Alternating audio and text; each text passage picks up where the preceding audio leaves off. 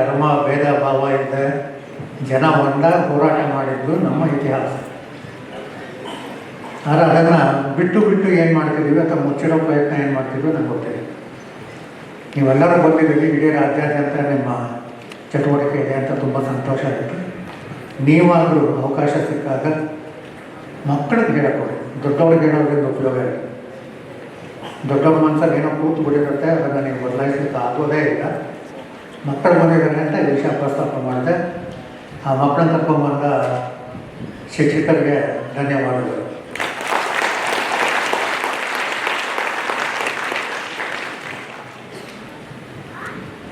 ಈ ಕರ್ನಾಟಕ ಆಗಲಿಕ್ಕೂ ಹುಬ್ಬಳ್ಳಿ ಧಾರವಾಡದ ಒಂದು ಕೊಡುಗೆ ಇದೆ. ಹುಬ್ಬಳ್ಳಿಯವ್ರು ಎಷ್ಟು ಚೆನ್ನಾಗಿದ್ದಾರೆ ಅಥವಾ ಹುಬ್ಬಳ್ಳಿ ನೋಡೋದು ಎಷ್ಟು ಚೆನ್ನಾಗಿದೆ.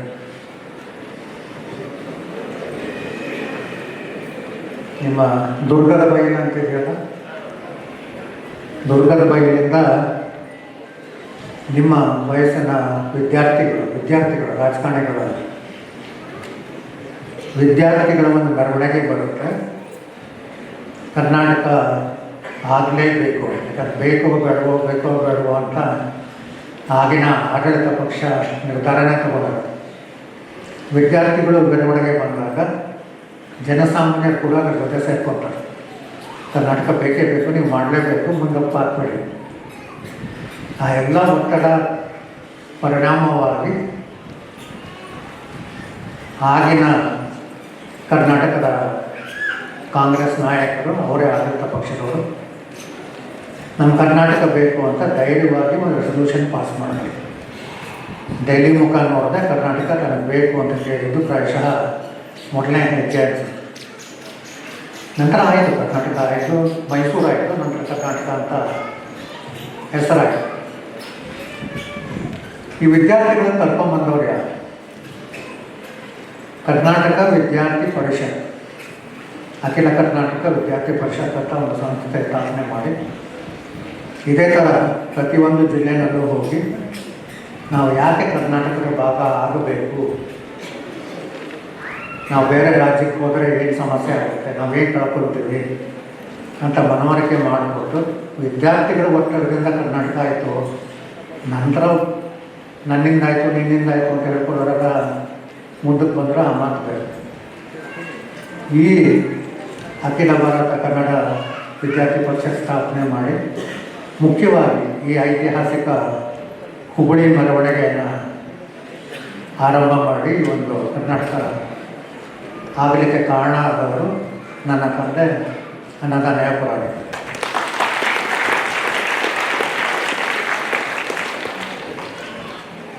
ಆ ಒಂದು ಹಿನ್ನೆಲೆಯಲ್ಲಿ ನಾವು ಬಂದಾಗ ಕನ್ನಡಕ್ಕೋಸ್ಕರ ನನ್ನ ಪರಿಚಯ ಮಾಡ್ತಾ ಹೇಳಿದ್ರು ಇಷ್ಟೆಲ್ಲ ಮಾಡಿದ್ದಾರೆ ಅಂತ. ಅದು ಕನ್ನಡಕ್ಕೋಸ್ಕರ ಮಾಡಿದ ಸೇವೆ ಇಲ್ಲ ಅಂತ ಅನ್ಕೊತೀನಿ. ನಾನು ಕನ್ನಡಜ್ಞಾನ ಮಾಡಿದ ಕರ್ತವ್ಯ ಅಂದ್ಕೊಳ್ತೀನಿ. ಸೇವೆ ಅಂದರೆ ಕೆಲವರು ನಿರೀಕ್ಷೆ ಇರುತ್ತೆ. ನಾವು ದೇವಸ್ಥಾನದಲ್ಲಿ ಹೋಗಿ ಪೂಜೆ ಮಾಡಿಸಿದ್ರು ಕೂಡ ದೇವರೇನೋ ಕೊಡ್ತಾರೆ.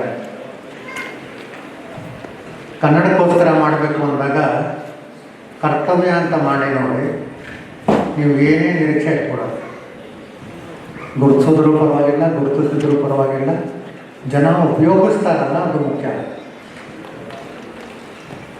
ಇದುವರೆಗೂ ಕರ್ನಾಟಕ ಸರ್ಕಾರ ಗುರುತಿಸಿಲ್ಲ, ತೊಂದರೆ ಇಲ್ಲ. ಕನ್ನಡದಲ್ಲಿ ನಾವು ಮಾಡಿದ ಕೆಲಸವನ್ನು ಚೀನಾ ಸರ್ಕಾರದವರು ಗುರುತಿಸಿದ್ರು, ಜಪಾನ್ ಸರ್ಕಾರದವರು ಗುರುತಿಸಿದ್ರು. ಅವರು ತಮ್ಮ ದೇಶಕ್ಕೆ ಕರೆದು ಈ ಕನ್ನಡದಲ್ಲಿ ಏನೆಲ್ಲ ಮಾಡಿದ್ರಿ ನಮ್ಮ ಭಾಷೆಗೂ ಮಾಡಿಕೊಡಿ ಅಂತ ಕೇಳಿದ್ರು.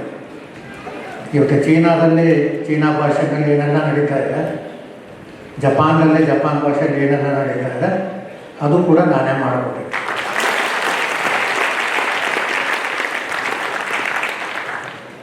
ಈ ಭಾಷೆ ಅಂದಾಗ ಭಾವನಾತ್ಮಕವಾಗಿ ಹೋಗ್ಬೇಡಿ, ಅಭಿಮಾನ ಖಂಡಿತ ಇರಲಿ. ಕನ್ನಡಕ್ಕೆ ಫ್ಯೂಚರ್ ಇಲ್ಲ ಅನ್ನೋ ರೀತಿಯಲ್ಲಿ ಕೆಲವರು ಮಾತಾಡ್ತಾರೆ, ಅದು ಸುಳ್ಳು. ಅದು ಕನ್ನಡಕ್ಕೆ ಫ್ಯೂಚರ್ ಇದೆ, ಕನ್ನಡ ಉಳಿಸ್ಬೇಕಾಗಿಲ್ಲ. ಹೇಳೋಣಲ್ಲ, ಎಂತೆಂಥ ಕಠಿಣ ಪರಿಸ್ಥಿತಿಯಲ್ಲೂ ಕನ್ನಡ ಉಳಿದಿದೆ. ಕನ್ನಡ ಬಳಸಿ, ಕನ್ನಡ ಬಳಸಿದ್ರೆ ತಾನಾಗಿ ಬೆಳೆಯುತ್ತೆ. ಅಷ್ಟೆಲ್ಲ ಮಾಡಿದ್ದೀನಿ ಅಂತ ಹೇಳಿದ್ರು ನನ್ನ ಒಂದು ಕೋರಿಕೆ ನಿಮಗೆ ಸಾಧ್ಯ ಅಂದರೆ ಪರಿಗಣಿಸಿ. ಕೋರಿಕೆ ಅನ್ನಕ್ಕಂತ ಬೇಡಿಕೆ ಅಂತಲೇ ಹೇಳಿ. ನೀವು ATM ಬಳಸ್ತೀರಾ, ಫೋನ್ ಬಳಸ್ತೀರಾ, ಇಂಟರ್ನೆಟ್ ಬಳಸ್ತೀರಾ, TV ಬಳಸ್ತೀರಾ, ಎಲ್ಲ ಕಡೆ ದಯವಿಟ್ಟು ಕನ್ನಡ ಬಳಸಿ.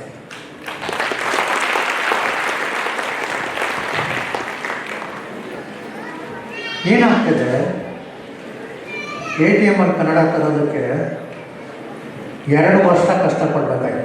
ಯಾರು ಕೂಡ ಸಹಕಾರ ಕೊಡಬೇಕು. 2 ವರ್ಷ ಇಷ್ಟು ಕನ್ನಡ ಕೆಲಸ ಮಾಡಿರೋದು ನನ್ನ ಸ್ವಂತ ದುಡ್ಡು ಖರ್ಚು ಮಾಡಿ, ಯಾವ ಸರ್ಕಾರದಿಂದನೂ ತಗೊಂಡಿಲ್ಲ, ಸಂಘಟನೆಯಿಂದನೂ ತಗೊಂಡಿಲ್ಲ. 2 ವರ್ಷ ಕಷ್ಟಪಟ್ಟು ATM ಕನ್ನಡ ಬಂದಾಗ ಭಾರತದ ಮೊದಲನೇ ಭಾಷೆ ATM ಬಂದಿದ್ದು ಕನ್ನಡ ಆಯಿತು. ಆಮೇಲೆ ಹಿಂದಿ ಬಂತು, ಬೇರೆ ಭಾಷೆ. ಇವತ್ತು ಈ ಕೋಟ್ಯಾಂತರ ಜನ ಕನ್ನಡಿಗರಿದ್ದೀರಿ. ಪ್ರತಿಯೊಂದು ಊರಲ್ಲಿ ATM ಇದೆ. ಕನ್ನಡ ಬಳಸೋದು ಎಷ್ಟು? ಪ್ರತಿ ತಿಂಗಳು ಕನ್ನಡ ಬಳಸೋದು 8% ಮಾತ್ರ. ಯಾಕೆ?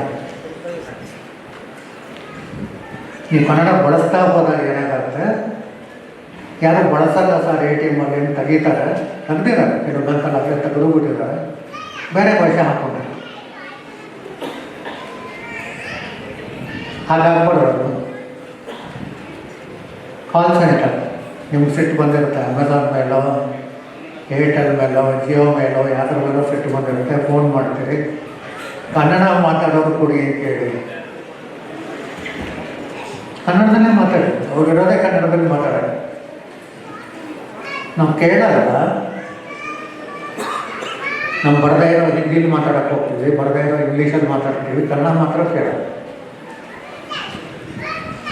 ಈಗ 4,000 ಜನಕ್ಕೆ ಕನ್ನಡ ಮಾಧ್ಯಮದ ವಿದ್ಯಾರ್ಥಿಗಳ ಕೆಲಸ ಸಿಕ್ಕಿದೆ. ಅದು 40,000 ಮಾಡೋದು ನಮ್ಮ ಕೈಲೇ ಇದೆ, 4 ಲಕ್ಷ ಮಾಡೋದು ನಮ್ಮ ಕೈಲೇ. ಕನ್ನಡದಲ್ಲಿ ಕರೆಗಳು ಬರುತ್ತೆ ಅಂದಾಗ ಜಾಸ್ತಿ ಜನ ತಗೊಳ್ತಾರೆ. ಯಾರು ಕೇಳೋದೇ ಇಲ್ಲ ಅಂದರೆ ಅವ್ರನ್ನ ಕೆಲಸದಲ್ಲಿ ತೆಗಿತಾರೆ. ಆಯ್ಕೆ ನಿಮ್ಮದು. ನಾನೆಷ್ಟು ದಿನ ಇರ್ತೇನೋ ಗೊತ್ತಿಲ್ಲ, ಆದರೆ ನನ್ನ ಮುಂದೆನೇ ನಾನು ಮಾಡಿದ ಕೆಲಸ ಸ್ವಲ್ಪ ಉಪಯೋಗಕಾರು ಬರಲಿ ಅನ್ನೋ ಒಂದು ಬೇಡಿಕೆ ಅಷ್ಟೆ. ಪೀಠಿಕೆ ದೊಡ್ಡದಾಯ್ತೇನೋ, ವಿಷಯಕ್ಕೆ ಬರ್ತೇನೆ. ಇವತ್ತು 2 ವಿಷಯದ ಬಗ್ಗೆ ಮಾತಾಡಬೇಕು ಅಂತ ಹೇಳಿದ್ದಾರೆ. ಇಲ್ಲಿ ಕಾಲೇಜ್ ವಿದ್ಯಾರ್ಥಿಗಳು ಬರ್ತಾರೆ, ಅವರ ಒಂದು ಭವಿಷ್ಯ ಅಂದರೆ ಮುಖ್ಯವಾಗಿ ನಾನು ಪದವಿ ಓದಿದ ಮೇಲೆ ಏನು ಮಾಡಬೇಕು, ಅಥವಾ ಸ್ನಾತಕೋತ್ತರ ಪದವಿ ಓದಿದ ಮೇಲೆ ಏನು ಮಾಡಬೇಕು, ಎಲ್ಲ ಕಡೆ ನೋಡಿದ್ರೆ ಕೆಲಸ ಇಲ್ಲ ಅಂತಾರೆ, ಕೆಲಸ ತೆಗಿತಿದ್ದಾರೆ ಅಂತಾರೆ. ಏನು ಮಾಡಬೇಕು ಅಂತ ಅವರಲ್ಲಿ ಸುಮಾರು ಪ್ರಶ್ನೆಗಳಿರುತ್ತೆ. ಅವ್ರಿಗೂ ಏನಾದರೂ ಮಾಹಿತಿ ಕೊಡೋ ರೀತಿಯಲ್ಲಿ ಮಾತಾಡಿ ಅಂತ ಹೇಳಿದ್ರು. ಆ ದೃಷ್ಟಿಯಿಂದ ನಾನೊಂದು ಪವರ್ ಪಾಯಿಂಟ್ ಸ್ಲೈಡ್ಗಳನ್ನ ಮಾಡಿಕೊಂಡಿದ್ದೆ. ಪವರ್ ಪಾಯಿಂಟ್ ಸ್ಲೈಡ್ಗಳನ್ನ ನಾನು ನಿಮ್ಮ ಜೊತೆ ಶೇರ್ ಮಾಡ್ತೀನಿ. ಪ್ರಾಯಶಃ ಚಂದ್ರು ಅವರು ಗ್ರೂಪಲ್ಲಿ ಹಾಕ್ತಾರೆ, ನಿಮಗೆಲ್ಲ ಸ್ಲೈಡ್ಗಳು ತಲುಪುತ್ತೆ. ಆ ಸ್ಲೈಡ್ ಬಿಟ್ಟು ಮಾತಾಡ್ತೀನಿ. ಆ ಸ್ಲೈಡಲ್ಲಿರೋ ವಿಷಯನೇ ಬಟ್ ಸ್ಲೈಡ್ ಬಿಟ್ಟು ಮಾತಾಡ್ತೀನಿ. ಯಾಕಂದರೆ ನಿಮ್ಮ ಪ್ರಶ್ನೆಗಳಿಗೆ ಸಮಯ ಕೊಡಿ. ನಿಮ್ಮಲ್ಲಿ ಏನೇ ಪ್ರಶ್ನೆ ಇದ್ದರೂ ದಯವಿಟ್ಟು ಕೇಳಿ. ನನಗೆ ಗೊತ್ತಿರೋದನ್ನು ಖಂಡಿತ ಹಂಚ್ಕೊಳ್ಳಿ. ಏನೇ ಅನುಮಾನ ಇದೆ, ಆ ಸ್ಲೈಡ್ಗಳು ನೋಡಿದ ಮೇಲೂ ನಿಮ್ಗೇನಾದ್ರು ಪ್ರಶ್ನೆಗಳು ಬಂದರೆ, ನಾನು ನಾಳೆ ಹೋಗ್ತಾ ಇರೋದು, ಸೊ ಇವತ್ತು ಸಾಯಂಕಾಲದವರೆಗೂ ನೀವು ಪ್ರಶ್ನೆಗಳನ್ನು ಕೇಳಬೇಕು.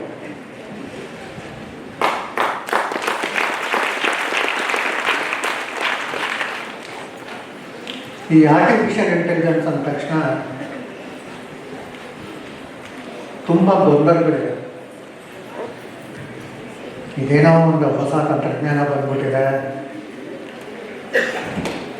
ಎಲ್ಲ ರೋಬೋಗಳು ಬಂದ್ಬಿಡುತ್ತೆ, ಆಟೋಮೇಷನ್ ಬರುತ್ತೆ, ಡಾಕ್ಟ್ರು ಅದೇ ಆಗುತ್ತೆ, ಪೇಷಂಟು ಅದೇ ಆಗುತ್ತೆ, ಟೀಚರು ಅದೇ ಆಗುತ್ತೆ. ಯಾವ ದೇಶದಲ್ಲಿ ಮಂತ್ರಿನೂ ಅದೇ ಆಗೋಗಿದೆ. ಏನೇನೋ ಸುದ್ದಿಗಳು. ಯಾರನ್ನೇ ಯಾತಕ್ಕೆ ಕೆಲಸದಿಂದ ತೆಗೆದ್ರು ಕೂಡ AI ಕಾರಣ. ಕೆಲಸಕ್ಕೆ ತಗೊಳ್ತಾ ಇಲ್ಲ ಅಂದರೆ AI ಕಾರಣ. ಎಷ್ಟು ನಿಜ.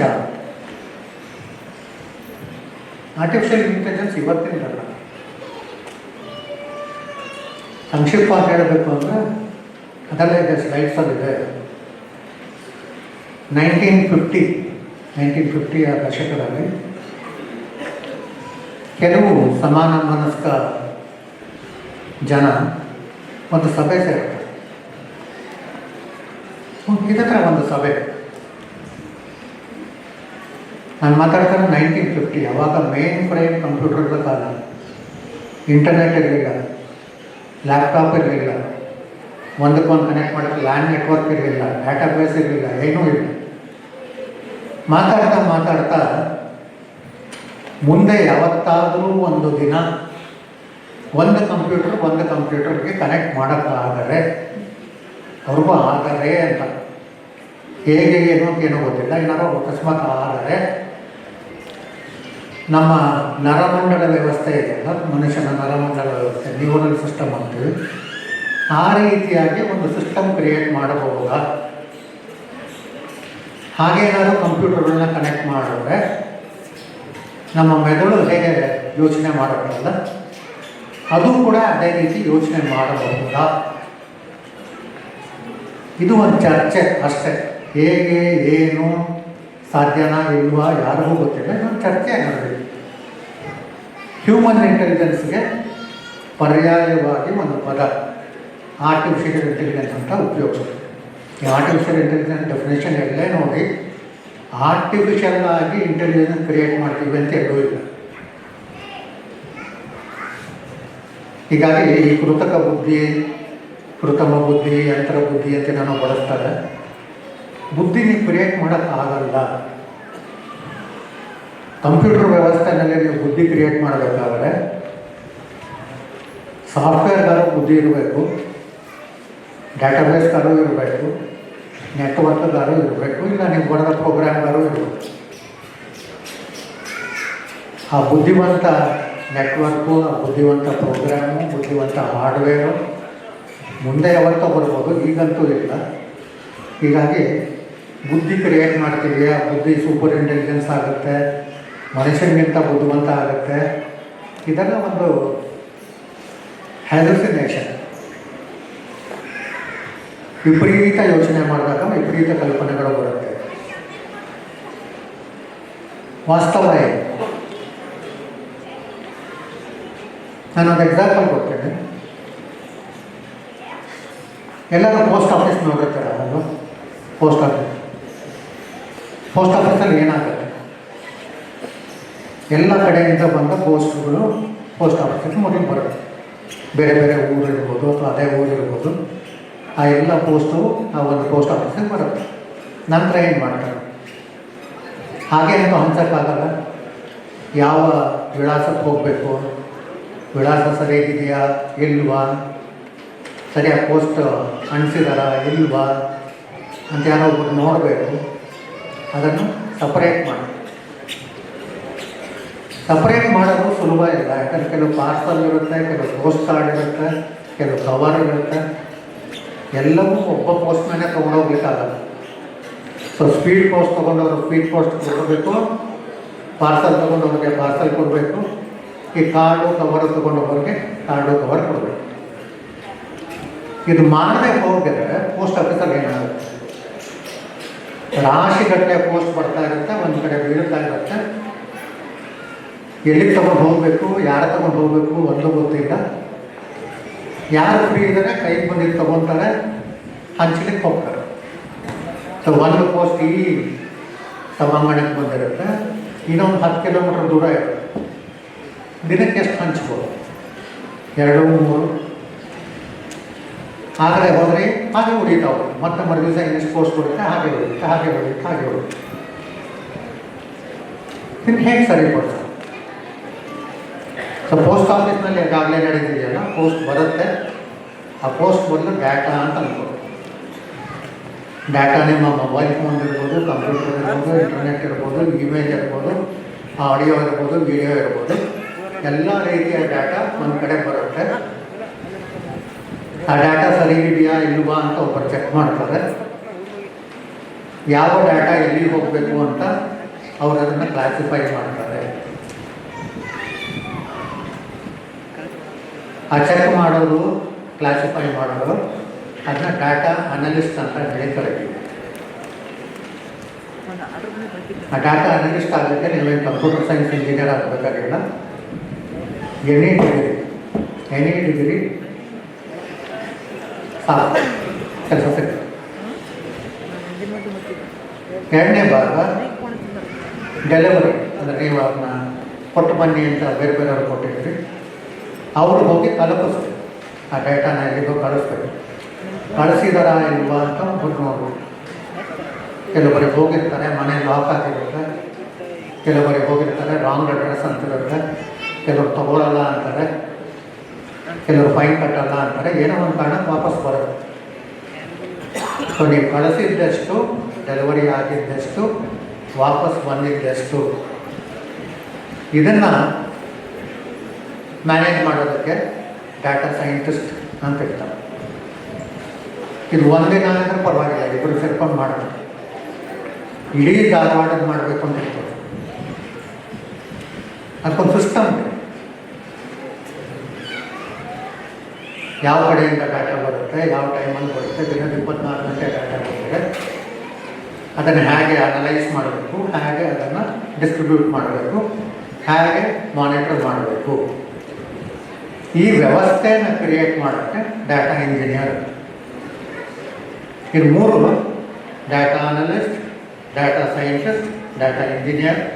ಇದು IT-ನಲ್ಲಿ ಕೊಟ್ಟಿರೋ ಹೆಸರುಗಳು. ಸೈಂಟಿಸ್ಟ್ ಅಂದ ತಕ್ಷಣ ಇಲ್ಲೇನು ಸಂಶೋಧನೆ ಮಾಡೋದು, ಡಾಟಾ ಇಂಡಸ್ಟ್ರಿನಲ್ಲಿ ಕೆಲಸ ಮಾಡಲಿಕ್ಕೆ ಕೊಟ್ಟ ಪದನಾಮಗಳಷ್ಟೇ. ಈ ಮೂರು ಉದ್ಯೋಗಗಳಿಗೂ ನಿಮಗೇನೋ ಕಂಪ್ಯೂಟರ್ ಸೈನ್ಸ್ ಇರಬೇಕು, IIT-ನೇ ಓದಿರಬೇಕು, ಅಲ್ಲೂ 90% ತಗೊಂಡಿರಬೇಕು ಅಂತಿದೆ. BA, BSc, BCom ಏನು ಓದಿದ್ರು ಕೂಡ ಇದಕ್ಕೆ ಬೇಕಾದಂಥ ಸ್ಕಿಲ್ಸನ್ನು ನೀವು ಕಲ್ತ್ಕೊಂಡ್ರೆ ಭಾರತದಲ್ಲಾಗಲಿ ಭಾರತದ ಹೊರಗಾಗಲಿ ಖಂಡಿತ ಕೆಲಸ ಸಿಗುತ್ತೆ. ಈ ಕೆಲಸ ಮಾಡಿ ಕಂಪ್ನಿಗೆ ಹೋಗ್ಬೇಕಾ, ಇನ್ಫೋಸಿಸ್ಗೆ ಹೋಗ್ಬೇಕಾ, ಬೆಂಗಳೂರಿಗೆ ಹೋಗ್ಬೇಕಾ, ಮನೆಗೆ ಕೂತ್ರೆ ಮಾಡೋಕ್ಕಾಗಲ್ಲ. ಮನೆಗೆ ಕೂತ್ರೆ ಮಾಡಿ. ನನ್ನ ಸಲಹೆ ಇರೋದು ಕೂಡ ಏನು, ನಿಮ್ಮ ಪರಿವಾರ ಇದ್ದರೆ ಆಸಕ್ತಿ ಇರೋದು ಅಥವಾ ಆಸಕ್ತಿ ಬೆಳೆಸ್ಕೊಳ್ಳಿ. ಯಾಕಂದರೆ ಇದು ಬೆಳೀತಾ ಇರೋ ಒಂದು ವಾಣಿಜ್ಯ ಕ್ಷೇತ್ರ. ನಿಮ್ಮ ಊರಲ್ಲೇ ನೀವು ಮಾಡ್ತಾ ಇರೋ ಕೆಲಸ ಸ್ಥಳದಲ್ಲೇ ಅಥವಾ ನಿಮ್ಮ ಮನೆಯಲ್ಲಿ ಕೂತ್ಕೊಂಡೆ ಈ ಕೆಲಸ ಮಾಡಬೇಕು. ಅದಕ್ಕೋಸ್ಕರ ಯಾವ ದೊಡ್ಡ ಕಂಪ್ನಿ ಸೇರ್ಕೋಬೇಕು, ಅಲ್ಲಿ ಹೋಗಿ ಅವ್ರು ಹೇಳಿದ್ರೆ ಕೆಲಸ ಮಾಡಬೇಕು, ಅವ್ರು ಕೊಟ್ಟು ಸಂಬಳ ತಗೋಬೇಕು, ಬೇಡ ಅಂತ ಮನೆ ಕಳಿಸ್ತಾ ಮನೆ ಬರಬೇಕು ಅಂತ ಹೇಳಿ ನೀವೇ ಬೇಕು. ತುಂಬ ಸುದ್ದಿ ಇದೆ. ಒಂದು ಸಂಸ್ಥೆ ಇದೆ, ವೆಂಬೋ ಅವರ ಸಂಸ್ಥೆ, ಝೋಹೋ ಯಾವುದೇ ದೊಡ್ಡ ನಗರದಲ್ಲಿ IT ಪಾರ್ಕಲ್ಲಿ ಸ್ಥಾಪನೆ ಮಾಡಿಲ್ಲ. ಅವರು ಮಾಡ್ಬೋದಿತ್ತು. ಒಂದು ಸಣ್ಣ ಊರಲ್ಲಿ, ತಮಿಳುನಾಡಿನ ಒಂದು ಸಣ್ಣ ಊರಲ್ಲಿ ಸ್ಥಾಪನೆ ಮಾಡಿ ಅದು ಇವತ್ತು $1 ಬಿಲಿಯನ್ ಕಂಪ್ನಿಯಾಗಿ ಬೆಳೆಸಿದ್ದಾರೆ. ಅವ್ರಿಗೆ ಸಾಧ್ಯ ಆದರೆ ನಮಗೂ ಸಾಧ್ಯ ಇಲ್ಲ. ನಾನು ಪ್ರತಿ ಬಾರಿ ಈ ಕಡೆ ಬಂದಾಗ ಯಾವುದೇ ಊರು ಹೋದಾಗ, ಧಾರವಾಡ ಇರಲಿ ಎಲ್ಲೇ ಹೋದರೂ ಕೂಡ ನಿಮ್ಮಲ್ಲಿ ಯಾಕೆ IT ಕಂಪ್ನಿ ಬರಲ್ಲ? ಇಲ್ಲ ಸರ್, ಲ್ಯಾಂಡ್ ವ್ಯಾಲ್ಯೂ ಜಾಸ್ತಿ ಆಗಿದೆ, ಸರ್ಕಾರಕ್ಕೆ ಆಸಕ್ತಿ ಇಲ್ಲ, ನಮ್ಮ ಹುಡುಗರಿಗೆ ಆಸಕ್ತಿ ಇಲ್ಲ. ಆ ಮಾಡೆಲ್ ಹೊಟ್ಟೋಯ್ತು ಸರ್. ದೊಡ್ಡ ಬಿಲ್ಡಿಂಗ್ ಕಟ್ಟಿದ್ರೆ ಕಂಪ್ನಿ ಬರುತ್ತೆ ಅನ್ನೋ ಮಾಡೆಲ್ ಇಲ್ಲ. ನಿಮ್ಗೆ ಆಸಕ್ತಿ ಇದ್ದರೆ ಈಗಲೂ ಕೂಡ ಧಾರವಾಡದಲ್ಲಿ ಒಂದು ಒಳ್ಳೆಯ IT ಕಂಪ್ನಿ ಸ್ಥಾಪನೆ ಮಾಡ್ಬೋದು. ಅಂದರೆ ಇಂಥ IT ಕಂಪ್ನಿ BPO ಮಾಡ್ತೀವಿ, ಡಾಟಾ ಎಂಟ್ರಿ ಮಾಡ್ತೀವಿ, ಇನ್ನೊಂದೇನೋ ಮಾಡ್ತೀವಿ, ಫೇಲ್ ಆಯಿತು, ಫೇಲ್ ಆಗುತ್ತೆ, ಫೇಲ್ ಆಗಬೇಕು. ಯಾಕಂದ್ರೆ ನಾವು ಮಾಡಲು ಇಲ್ಲ. ಇದಕ್ಕೆ ಏನು ಬೇಕಾಗಿರೋದು? ಸ್ಕಿಲ್. ಇವತ್ತು ಯಾವ ಕಾಲೇಜಲ್ಲಿ ಓದಿದ್ರಿ, ಯಾವ ಮಾಧ್ಯಮದಲ್ಲಿ ಓದಿದ್ರಿ ಅನ್ನೋದು ಮುಖ್ಯ ಅಲ್ಲ. ಯಾವ ಸ್ಕಿಲ್ ಇದೆ ನಿಮಗೆ. ನಾನು ಅನೇಕ ಕಡೆ ಹೇಳ್ತೇನೆ, ಯೂನಿವರ್ಸಿಟಿನಲ್ಲೂ ಇದನ್ನೇ ಮಾತಾಡಿದ್ದೀನಿ, IITಲೂ ಇದೆ. ಸ್ಕಿಲ್ಸ್ ಪೇ ಯುವರ್ ಬಿಲ್ಸ್ ಅಂತ.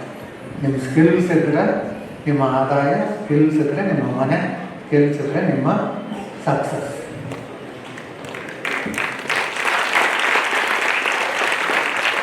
ನನಗೆ ಭಾಳ ಖುಷಿ ಆಯಿತು, ಚಂದ್ರು ಅವರು ಸ್ಕಿಲ್ಸ್ ಹೇಳ್ಕೊಳ್ಳೋಕ್ಕೆ ಒಂದು ಅನೇಕ ಕಾರ್ಯಕ್ರಮಗಳೆಲ್ಲ ಮಾಡಿಕೊಟ್ಟಿದ್ದಾರೆ ಹಾಗೆ ಅಂತ. ನಿಮ್ಮಲ್ಲಿ ಯಾರಿಗಾದ್ರೂ ಇವತ್ತಂತಲ್ಲ, ಮುಂದೆ ಆದರೂ ಕೂಡ ನಿಮ್ಮಲ್ಲಿ ಯಾರಿಗಾದರೂ ಈ ಆರ್ಟಿಫಿಷಿಯಲ್ ಇಂಟೆಲಿಜೆನ್ಸ್ ಆಗಿರ್ಬೋದು ಅಥವಾ ಸೈಬರ್ ಸೆಕ್ಯೂರಿಟಿನಲ್ಲಿ ನಾನೇನೋ ಮಾಡಬೇಕು ಅನ್ನೋ ಒಂದು ಹಸಿವಿದ್ದರೆ, ಬೇಕು, ನೋಡೋಣ, ಮಾಡೋಣ, ಆದರೆ ಆಯಿತು, 6 ತಿಂಗಳು ನೋಡೋಣ, ದಯವಿಟ್ಟು ಅದನ್ನ ಟೈಮ್ ವೇಸ್ಟ್ ಮಾಡಬೇಡಿ. ಅದಕ್ಕೆ ಬೇರೆ ಇದ್ದಾವೆ, ಅಲ್ಲಿ ಏನಾರು ಹೋಗಿ ಕಲ್ತ್ಕೊಳ್ಳಿ. ಹೇಗಿರಬೇಕು?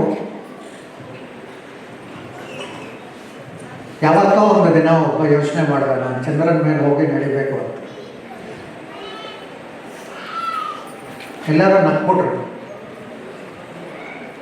ಚಂದ್ರ ಇರಲಿ, ನೀನಿರಲಿ, ನೀನು ಹೋಗಿ ನಡೆಯೋಕ್ಕಾಗಲ್ಲ, ಸಾಧ್ಯ ಇದೆಯಾ? ಆ ಕನಸು ನನಸಾಯ್ತು.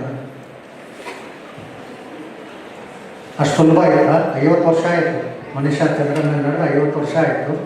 ಮತ್ತೆ ಹೋಗಲಿಕ್ಕೆ ಇಷ್ಟೆಲ್ಲ ಟೆಕ್ನಾಲಜಿ ಇದ್ದರೂ ಕೂಡ ಯೋಚನೆ ಮಾಡ್ತಾರೆ, ಇವತ್ತು ಹೋಗೋದ, ನಾಳೆ ಹೋಗೋದ. ಏನೂ ಇಲ್ಲದ ಕಾಲದಲ್ಲಿ ಚಂದ್ರ ಮೇಲೆ ಹೋಗಿ ಒಬ್ಬ ವ್ಯಕ್ತಿ ಯಶಸ್ವಿಯಾಗಿ ಇಳಿದ ಅಂದರೆ ಒಬ್ಬ ಮಹಿಳೆ ಕಾರಣ.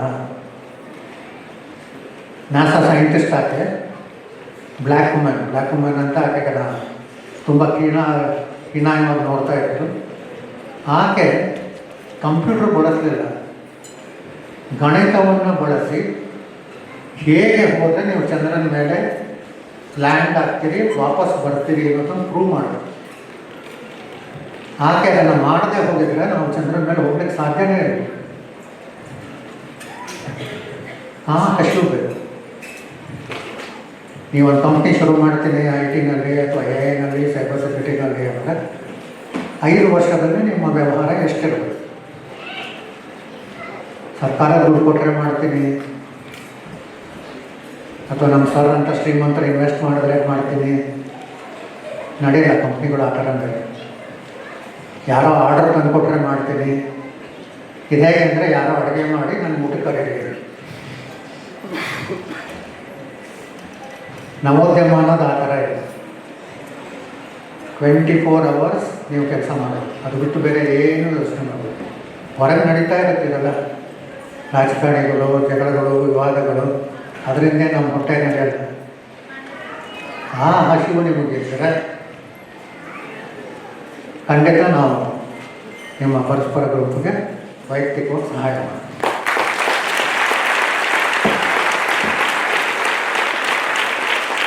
AI-ನಲ್ಲಿ ನನ್ನ ಬಗ್ಗೆ ಮಾತಾಡ್ತಾ ಚಂದ್ರು ಅವರು 2 ವಿಷಯ ಪ್ರಸ್ತಾಪ ಮಾಡಿದ್ರು, 3 ಮಾಡಿದ್ರು. ಒಂದನ್ನು 2 ಮಾತ್ರ ನಾನು ಮಾತಾಡಿದೆ. ಕುಂಭಮೇಳದ ಬಗ್ಗೆ ಮಾತಾಡಿದ್ರು. ಎಷ್ಟು ಜನ ಕುಂಭಮೇಳಕ್ಕೆ ಹೋಗಿದ್ರಿ? ಕುಂಭಮೇಳ ನೋಡಿದ್ರಿ? TV-ನಲ್ಲಿ, ಯೂಟ್ಯೂಬಲ್ಲಿ?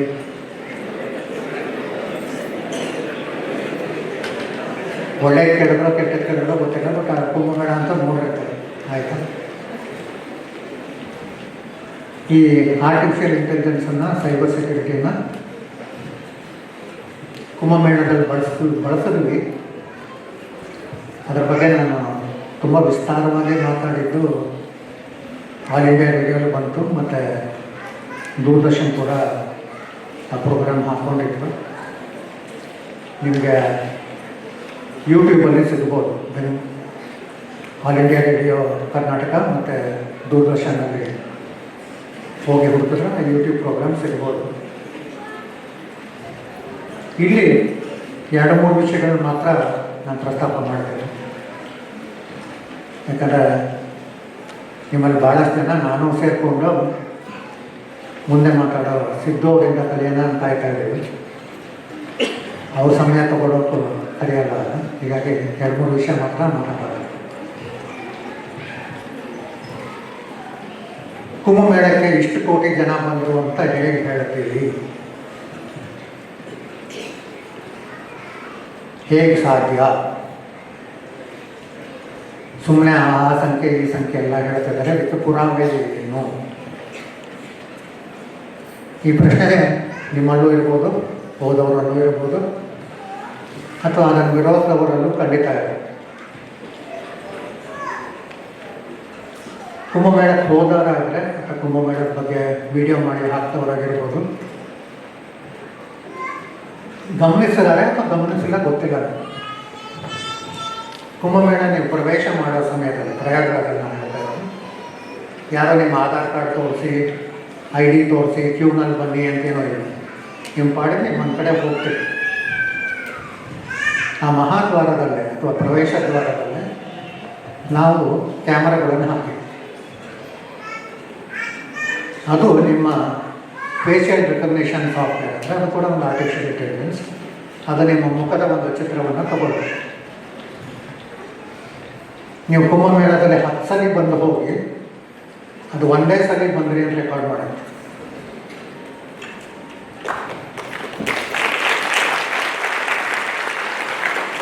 ಹಾಗಾದ್ರೆ ಹೋದ್ರು ಅಂತ ಹೇಗೆ ಗೊತ್ತಾಗೋದು? ಬಂದಿದ್ದೀರಲ್ಲ, ಹೇಗಾದ್ರೂ ಹೋಗ್ಬೇಕಲ್ಲ. ನೀವು ವಾಹನದಲ್ಲರೂ ಬಂದಿರ್ಬೋದು, ಬಸ್ಸಲ್ಲರೂ ಬಂದಿರ್ಬೋದು, ಅಥವಾ ಟ್ರೈನಲ್ಲಿ ಬಂದಿರ್ಬೋದು, ಪ್ಲೇನಲ್ಲಿ ಬಂದಿರ್ಬೋದು. ಎಲ್ಲೋ ಒಂದು ಕಡೆ ಎಕ್ಸಿಟ್ ಪಾಯಿಂಟ್ ಇದೆ, ಅಲ್ಲ ಟೋಲ್ ಇದೆ, ರೈಲ್ವೆ ಸ್ಟೇಷನ್ ಇದೆ, ಬಸ್ ಸ್ಟ್ಯಾಂಡ್ ಇದೆ, ಏರ್ಪೋರ್ಟ್ ಇದೆ. ಅಲ್ಲಿರೋ ಕ್ಯಾಮ್ರಾದಲ್ಲಿ ನೀವು ಹೋಗ್ತಾ ಇರೋ ಚಿತ್ರ ಬರುತ್ತೆ. ಬಂದು ಹೋದ ನಂತರ ಮಾತ್ರ ಒಬ್ಬ ವ್ಯಕ್ತಿ ಕುಂಭಮೇಳಕ್ಕೆ ಬಂದಿದ್ರು ಅಂತ ಕೌಂಟ್ ಆಗುತ್ತೆ.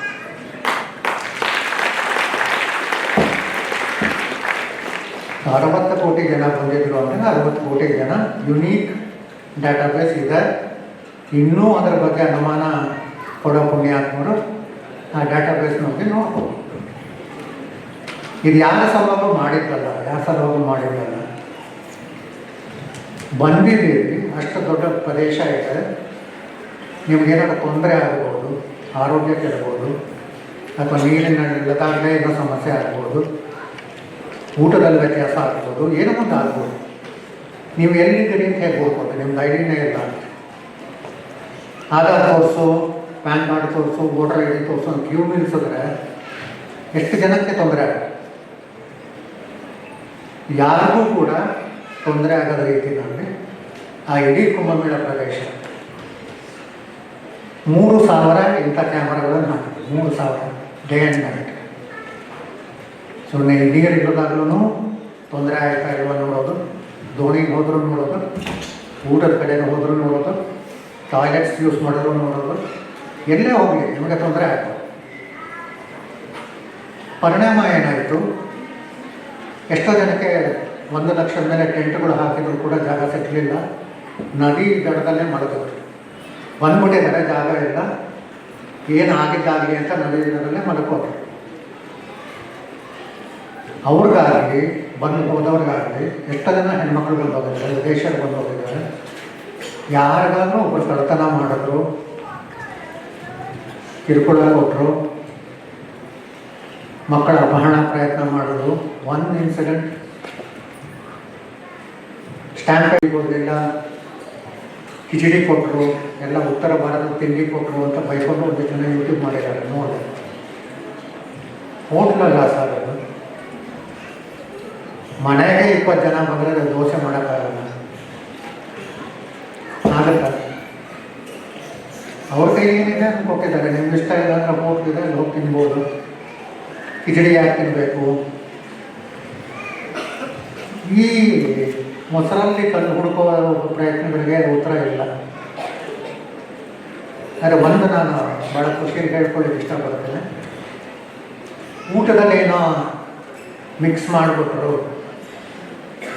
ಕುಡಿಯೋ ನೀರಿನಲ್ಲೇನೋ ಮಿಕ್ಸ್ ಮಾಡಿಬಿಟ್ರು. ಅದರಿಂದ ಎಷ್ಟೋ ಜನಕ್ಕೆ ಸಮಸ್ಯೆ ಆಯಿತು, ಎಷ್ಟೋ ಜನ ಆಸ್ಪತ್ರೆ ಸೇರಬೇಕಾಯಿತು. ಒಂದು ಇನ್ಸಿಡೆಂಟ್ ಅದು 24 hours ನಡೆದಿದೆ ಅಡುಗೆ ಮನೆ. ಯಾರಿಗೂ ಬರಬೇಡಿ ಅಂದರೆ ಸುಮ್ಮನೆ ಹೆದರಿಕೆ. ಮುಸ್ಲಿಮರು ಬಂದರೆ ಬಿಡಲ್ಲ, ಅವ್ರು ಬಂದರೆ ಬಿಡಲ್ಲ, ಇವ್ರು ಬಂದರೆ ಬರಲ್ಲ. ಅರಬ್ ದೇಶದವ್ರು ಮೊದಲು ಮಾಡಿ ನಮ್ಮ ದೇಶದ ಮುಸ್ಲಿಮರೇ ಬಂದು ಹೋಗಿದ್ದಾರೆ, ಊಟ ಮಾಡಿದ್ದಾರೆ, ಸ್ನಾನ ಮಾಡಿದ್ದಾರೆ. ಯಾರೂ ಬರಬೇಡ ಅಂತ ಯಾರಿಗೂ ಕೇಳಿದೆ. ಅಪಪ್ರಚಾರ, ಈ ಅಪಪ್ರಚಾರದ ಭಾಗ ನಾನು ನೆಕ್ಸ್ಟ್ ಮಾತಾಡ್ತೇನೆ. ಹಾಗಾದರೆ ಸಮಸ್ಯೆ ಇರಲಿಲ್ವಾ? ಇತ್ತು ನಮಗೆ.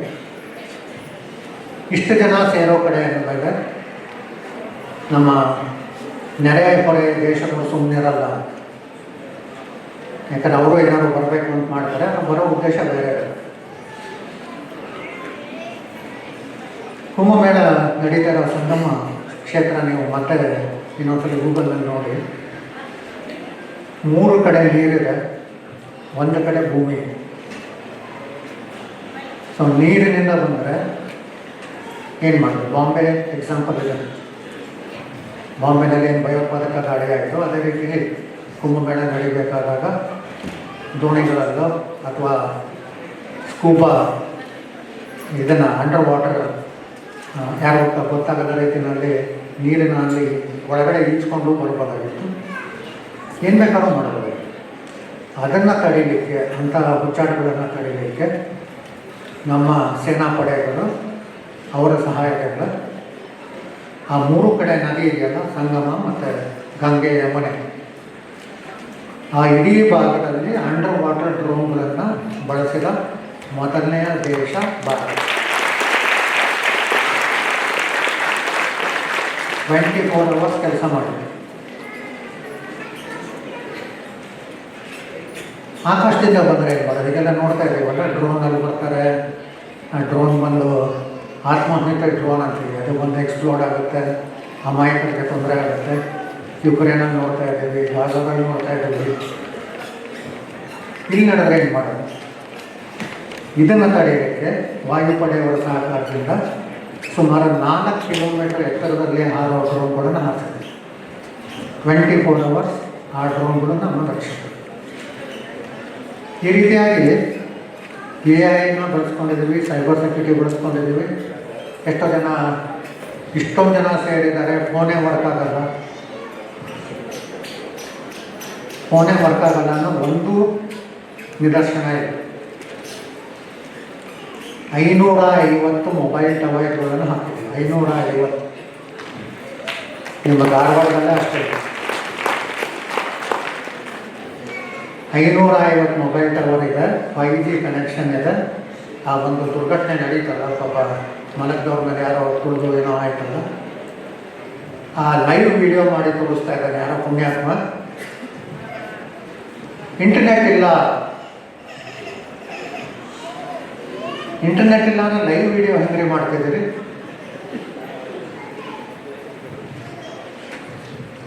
ಅಪಪ್ರಚಾರ. ಮುಂದೆ ಯಾರ್ಯಾರು ದೊಡ್ಡ ಮಾತಾಡಿದ್ರು, ಸಮುದ್ರದಲ್ಲೆಲ್ಲ ಹೆಣ ಕೇಳ್ಕೊಂಡು ಬಂತು ಅಂತ. ಒಂದು ತೋರಿಸಿ ಅಂದರೆ ಇನ್ನೊಂದು ಬಂದಿದೆ. ಸಾವು ಯಾವ ಸಂಭ್ರಮ ಸೋದರ ಆಗಿದೆ, ಸಮಸ್ಯೆ ಆಗಿದೆ. ಅದಕ್ಕೆ ಎಲ್ಲರ ಪರವಾಗಿ ನಾನು ಕೂಡ ಕ್ಷಮೆ ಕೇಳ್ತೇನೆ. ಬಟ್ ಇಷ್ಟೆಲ್ಲ ಕಷ್ಟಪಟ್ಟು ಯಾಕೆ ಮಾಡಿದ್ವಿ ಅನ್ನೋದಕ್ಕೆ ಹೇಳಲಿಕ್ಕೆ ಇಷ್ಟಪಡ್ತೇನೆ. ಆರ್ಟಿಫಿಷಿಯಲ್ ಇಂಟೆಲಿಜೆನ್ಸ್ ಅಥವಾ ಸೈಬರ್ ಸೆಕ್ಯೂರಿಟಿ ಅನ್ನೋದು ಬೇರೆ ದೇಶದವರ ಅಭಿವೃದ್ಧಿ ಮಾಡಿ ಅದನ್ನು ತಂದು ನಮ್ಮ ದೇಶದಲ್ಲಿ ಮಾರಾಟ ಮಾಡೋದಕ್ಕೆ ಬೇಡ. ನಾವು ಮಾರುಕಟ್ಟೆ ಅಲ್ಲ. ನಮ್ಮಲ್ಲಿ ಯುವಕರಿದ್ದಾರೆ, ಯುವತಿಯರಿದ್ದಾರೆ. ನಮಗೆ ಬೇಕಾದ್ದನ್ನು, ಭಾರತಕ್ಕೆ ಬೇಕಾದ್ದನ್ನು ನಾವೇ ಅಭಿವೃದ್ಧಿ ಮಾಡ್ತೀವಿ, ನಾವೇ ಬಳಸ್ತೀವಿ, ನಾವೇ ಅದನ್ನು ಯಶಸ್ವಿಯಾಗಿ ತೋರಿಸ್ತೀವಿ ಅಂತ ಕುಂಭಮೇಳದಲ್ಲಿ ಮಾಡ್ತೀವಿ.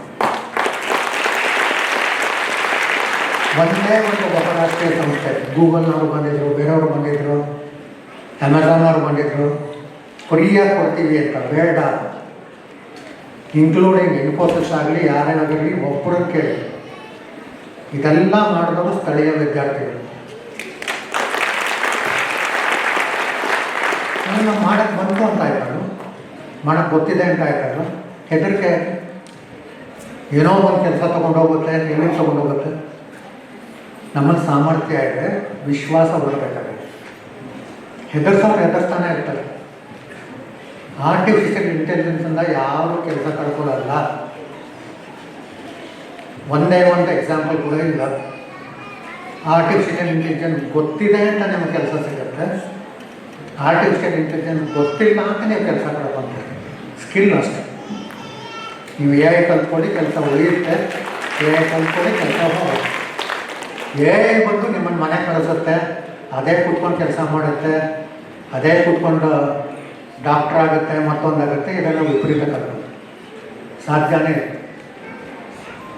ಮಕ್ಕಳಲ್ಲಿ ಧೈರ್ಯ, ಮಕ್ಕಳು ಓದ್ಬೋದಾ AI-ನ? ನಾನೇ ಹೇಳ್ಕೊಡ್ತಿದ್ದೀನಿ. ಭಾರತ ಸರ್ಕಾರದಿಂದ ನಾವು ಪ್ರತಿ ವರ್ಷ ಉಚಿತವಾಗಿ AI ಹೇಳ್ಕೊಡ್ತೀವಿ ಮಕ್ಕಳಿಗೆ, ಶಾಲಾ ಮಕ್ಕಳಿಗೆ ಉಚಿತವಾಗಿ 8 ವಾರ ಹೇಳ್ಕೊಡ್ತೀವಿ. ಶಾಲೆ ಬಿಟ್ಟು ಕೂತ್ಕೊಳ್ಳಿ ಅಂತಲ್ಲ, ಟೈಮ್ ಇಲ್ಲ. ಸಾಯಂಕಾಲ ಹೊತ್ತು ಕಲಿತೀರಾ, ಸಾಯಂಕಾಲ ಹೊತ್ತು ಕಲ್ತ್ಕೊಳ್ಳಿ. ಬೆಳಗ್ಗೆ ಕಲಿತೀರಾ, ಬೆಳಗ್ಗೆ ಕಲ್ತ್ಕೊಳ್ಳಿ. ರಜಾ ದಿನ ಕಲಿತೀರಾ, ರಜಾ ದಿನ ಕಲ್ತ್ಕೊಳ್ಳಿ. ಬಟ್ ಏನು 1 ಪೈಸಾ ಚಾರ್ಜ್ ಮಾಡೋದು. 8 ವಾರದಲ್ಲಿ ಯಾರಿಗೆ ಹೇಳ್ಕೊಡ್ತೀವಿ? 6ನೇ ಕ್ಲಾಸಿಂದ 12ನೇ ಕ್ಲಾಸ್ ಇರೋ ಮಕ್ಕಳಿಗೆ ಹೇಳ್ಕೊಡ್ತೀವಿ. ಇಂಗ್ಲೀಷ್ ಇರಲಿ, ಕನ್ನಡ ಇರಲಿ, ಹಿಂದಿ ಇರಲಿ, ಯಾವ ಮೀಡಿಯಮ್ ಆದರೂ ಕಲಿಬೇಕು, ಅವ್ರ ಭಾಷೆಗೆ ಹೇಳ್ಕೊಡ್ತೀವಿ. 6ನೇ ಕ್ಲಾಸಿನ ಮಗು ಕಲಿಯಬಹುದು, ರಾಷ್ಟ್ರ ಮಟ್ಟದಲ್ಲಿ ಪ್ರಶಸ್ತಿ ತಗೋಬೋದು. ಅಂದರೆ ಡಿಗ್ರಿ ಆದವ್ರಿಗೆ ಏನು ಹೇಳಿದೆ?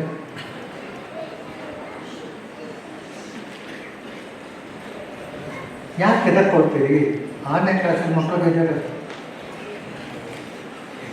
ಮುಕ್ತವಾಗಿ ಕಲೀರಿ. ಏನು ಹೊಸ ರಾಕೆಟ್ ಸೈನ್ಸು, ಟೆಕ್ನಾಲಜಿ ಆ ಥರ ಏನಿಲ್ಲ. ಇನ್ನು ಸೈಬರ್ ಸೆಕ್ಯೂರಿಟಿ, ಸೈಬರ್ ತಜ್ಞರು ಅಂತ ತುಂಬ ಜನ ಬಂದ್ಬಿಟ್ಟಿದ್ದಾರೆ. ಯಾವಲ್ಲಿ ನೋಡಿ ಅವರೇನೆ, ಟಿ ವಿನಲ್ಲೂ ಅವರೇ, ಪೇಪರಲ್ಲೂ ಅವರೇ, ಹಾಗಾಯಿತು, ಹೀಗಾಯಿತು, ಹೀಗಾಯಿತು, ಹಾಗಾಯಿತು ಅಂತ ಅಪರಾಧಗಳ ಬಗ್ಗೆ ಮಾತಾಡ್ತಿದ್ದಾರೆ. ಪೊಲೀಸರು ಸರಿ ಅಪರಾಧನೇ ಮಾತಾಡೋದು.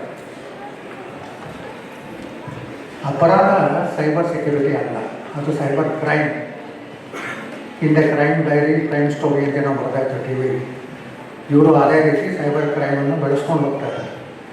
ಅಪರಾಧ ಇದ್ದೇ ಇರುತ್ತೆ, ಅಪರಾಧಿಗಳು ಇದ್ದೇ ಇರ್ತಾರೆ. ಅವರ ವೈಭವೀಕರಣ ನಮ್ಗೆ ಬೇಕಾಗಿದೆ. ಕ್ರೈಮನ್ನು ತಡೆಯೋ ಇದೆ. ಯಾರೋ ಫೋನ್ ಮಾಡಿಬಿಟ್ರು ನನ್ನ ಫೋನಿಂದ ದುಡ್ಡು ಬರೋದು ಸಾಧ್ಯನೇ ಇಲ್ಲ. ಆಧಾರ್ ಹ್ಯಾಕ್ ಮಾಡಿಬಿಟ್ಟಿದ್ದಾರೆ. ಯಾರೋ ಹೇಳಿದರು ಟಿ ವಿನಲ್ಲಿ, ಆಮೇಲೆ ಅವರು ಪತ್ರಿಕೆಯಲ್ಲಿ ಅವ್ರ ಲೇಖನ ಕೂಡ ಬಂದಿತ್ತು. ನನ್ನ ಸ್ನೇಹಿತರೇ ಕೂಡ ಅವರು ಸೈಬರ್ ಕ್ರೈಮ್ ಬಗ್ಗೆ ಏನೂ ಗೊತ್ತಿಲ್ಲ. ಪ್ರಚಾರದ ಸಲುವಾಗಿ ಇವೆಲ್ಲ ಮಾಡ್ತಾರೆ. ನಾನು ಹೇಳಿದೆ, ನನ್ನ ಆಧಾರ್ ಕಾರ್ಡ್ ಕೊಡ್ತೇನೆ, ಬ್ಯಾಂಕ್ ಅಕೌಂಟ್ ನಂಬರು ಕೊಡ್ತೀನಿ, ಹ್ಯಾಕ್ ಮಾಡಿ ತೋರಿಸಿ. ಅಲ್ಲಿ ಮಾತಾಡೋದಿಲ್ಲ, ಟಿ ವಿಲೆಲ್ಲ ಮಾತಾಡಿದ್ರೆ ನನ್ನೇ ಕೊಡ್ತೀನಿ. ಫಿಂಗರ್ ಪ್ರಿಂಟ್ ಬೇಕಾದ್ರೆ ಅದನ್ನೂ ಕೊಡ್ತೀನಿ.